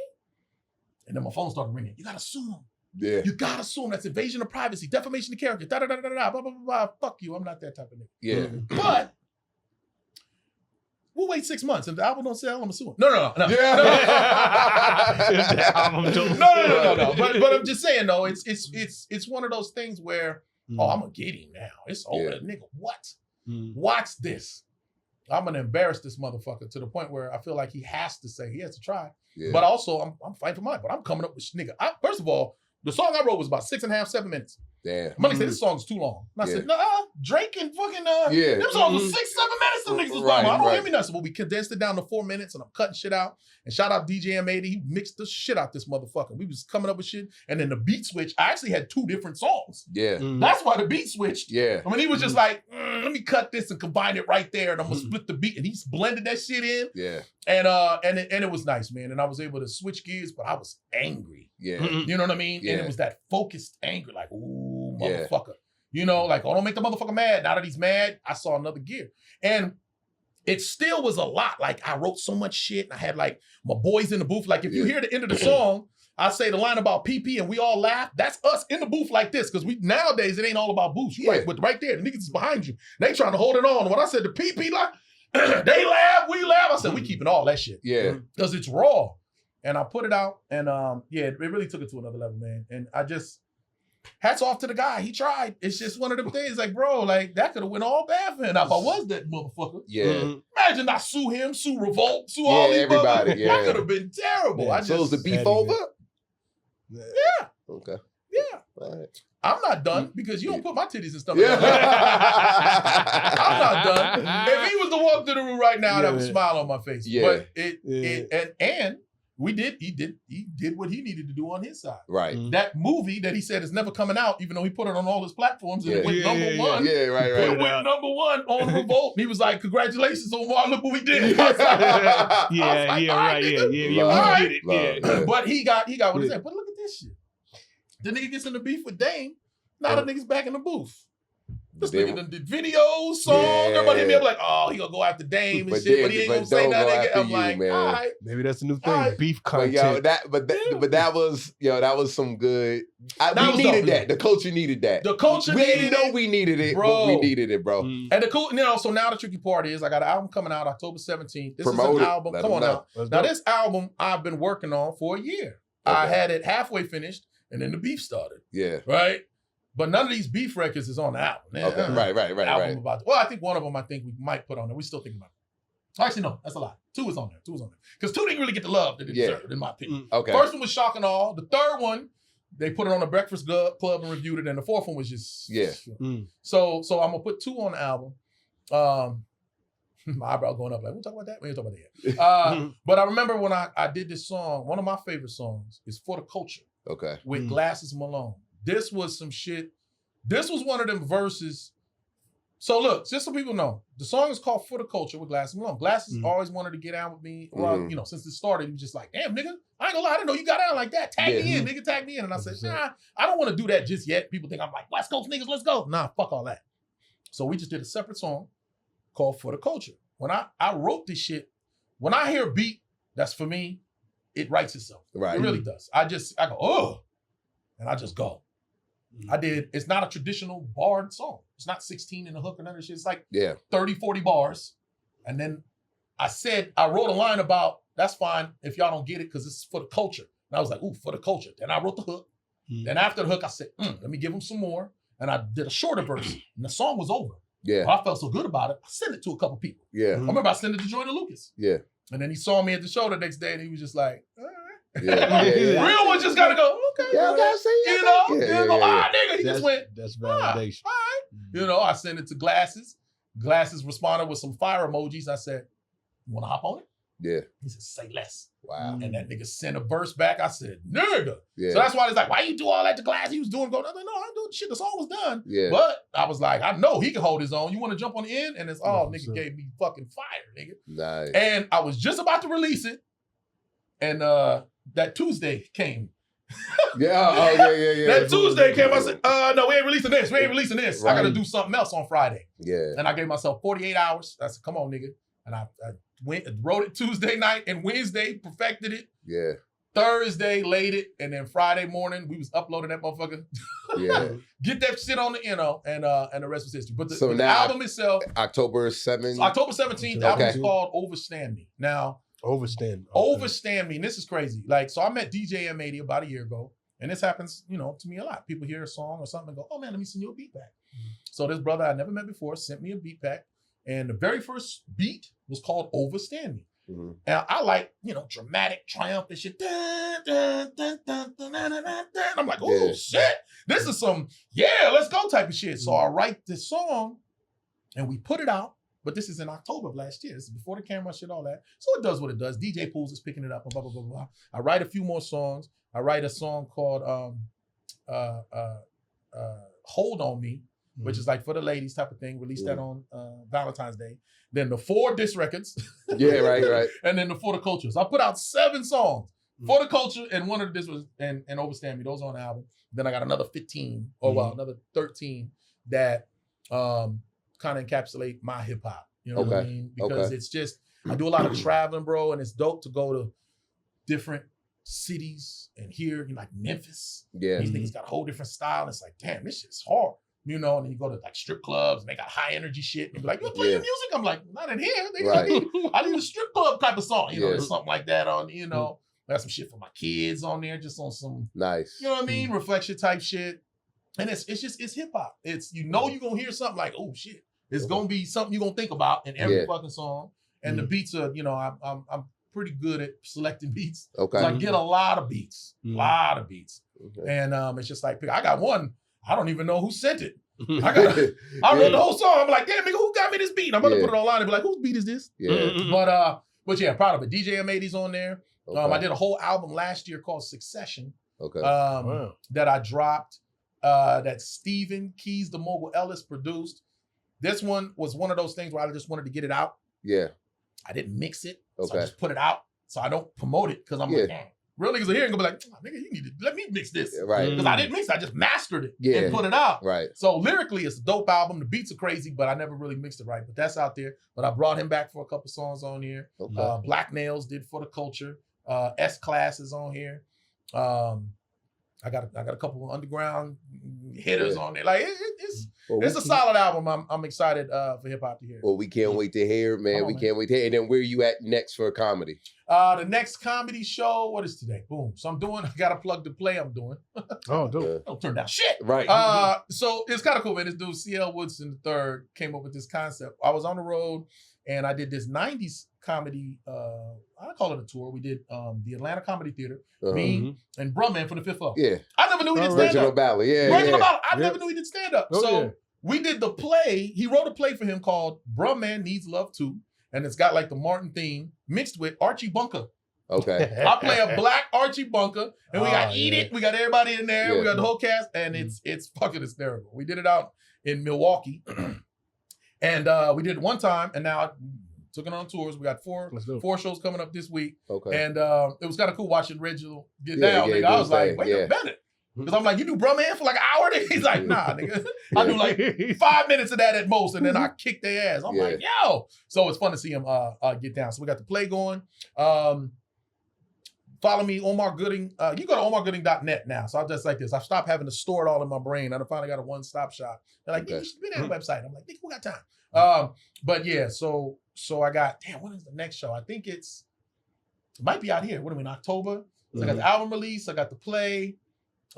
In November 13th, we up in IE. Okay. So I'm doing the Inland Empire one. I got I'm going back to Memphis. I got to do a show out of Memphis. They showed me so much love. So we're gonna do one in right after Thanksgiving weekend, doing a show out there. And then DC. No, actually, damn, we're not doing DC yet. We're doing what is that? December 12th. I just promoted this today. December 12th in Columbus, Georgia. Okay. Now, on top of all that, me and Mark gonna put together something. So nice. Right. So we got, I think we got one in I forgot about that one too, in New Mexico in November. But again, go to omargooding.net and find out about all this. Got you. Fox, where you at next? Doing a belly room on the Thursday, so it'll be tonight. Oh shit, you doing tonight? This comes out on Thursday, so it'll be tonight at the Belly Room Comedy Store, and then the Comedy Chateau. Okay. Comedy Chateau. Is that North Hollywood? Yep. Yeah, North Hollywood on Yeah. Lancashire. Yeah, so finally got a spot there doing that next Sunday. Dope. And I got a couple doing Robbie Perone's show on the Okay. 28th, and then I got a show in Long Beach on the 31st. Yeah, and So- I'm taking a 4-day vacation, leaving tomorrow. Biggie Bear for 4 days. Nice. Then Where? I'm back. Big Bear. Big Bear. Then I I'm had to go to back. Biggie Bear. Yeah, and then I'm back for a week. Then I'm in Jamaica Okay. for full 5 days. Mm. We're gonna do a show out there at the Mm. resort Oh, I'm staying shit. at. Okay. Oh, shit. Then I got, I think, a week off. Then I'm in Philly, Detroit, whatever. So Mm. at the end of the day, we all working, man. We all No, working. that's good. I was always wondering, like, when you travel, like, do you just go to states? I mean, like, out of the country. Yeah. You go to where they do They speak translators, English. or Yeah, you no, just got to no, be they speaking speak English? They speak English. A lot of them I speak love to do English, one in man. Jamaica. I If bet they that's ain't fucking- speaking Where you English, from? I Where ain't you going I'm there. from Jersey. Oh, Jersey. I'm born and okay. raised in Jersey, but Yeah, I got my comedy chops in the DMV in DC. Oh, no bullshit. Yeah, but I went to college in Atlanta. You know what I mean? So Yeah. I've been around, man. Yeah. But yo, bro, Big fan of I Buffalo. really Yo, man. appreciate you, man, for coming through, man. I mean, you got Thank it. you. I Dog, wanna like we come don't back never after go y'all this had late. Like, but I was like, yo, he got to do this time. Can we push it back to this time? And everybody was like, yo, let's do it. Yeah. But so, yo, Love it. because we know how it is. Everybody busy, you know what I mean? But we really My appreciate you kid's coming mad as through, hell. Like, bro. what do you mean you leaving again? You just Yeah. got back. He's leaving again. I just got to go to work. I'll be right back. Wifey over here calling me, you still at the podcast? I'm like, yo, we started 2 hours later than usual. Yeah. But yo, we'll love to have you back later on, man. Please, when the after album October drops, 17th, yes, please. we'll figure some shit out, man. Please. Then with Tone here, the whole fam Yes. here, we'll all do it That'd be a again, good brother. conversation. Yeah, man. But much Yeah, man. love to you, man. Shout Same out, thing. y'all, to our guy, man, Omar Gooden, man. Appreciate y'all, man. Hey, we out live from the green room. See you next time. Captain Kurt, Jamaican Rum Punch, man. We appreciate you, man. There you go. And we will see you next time. All right. Peace.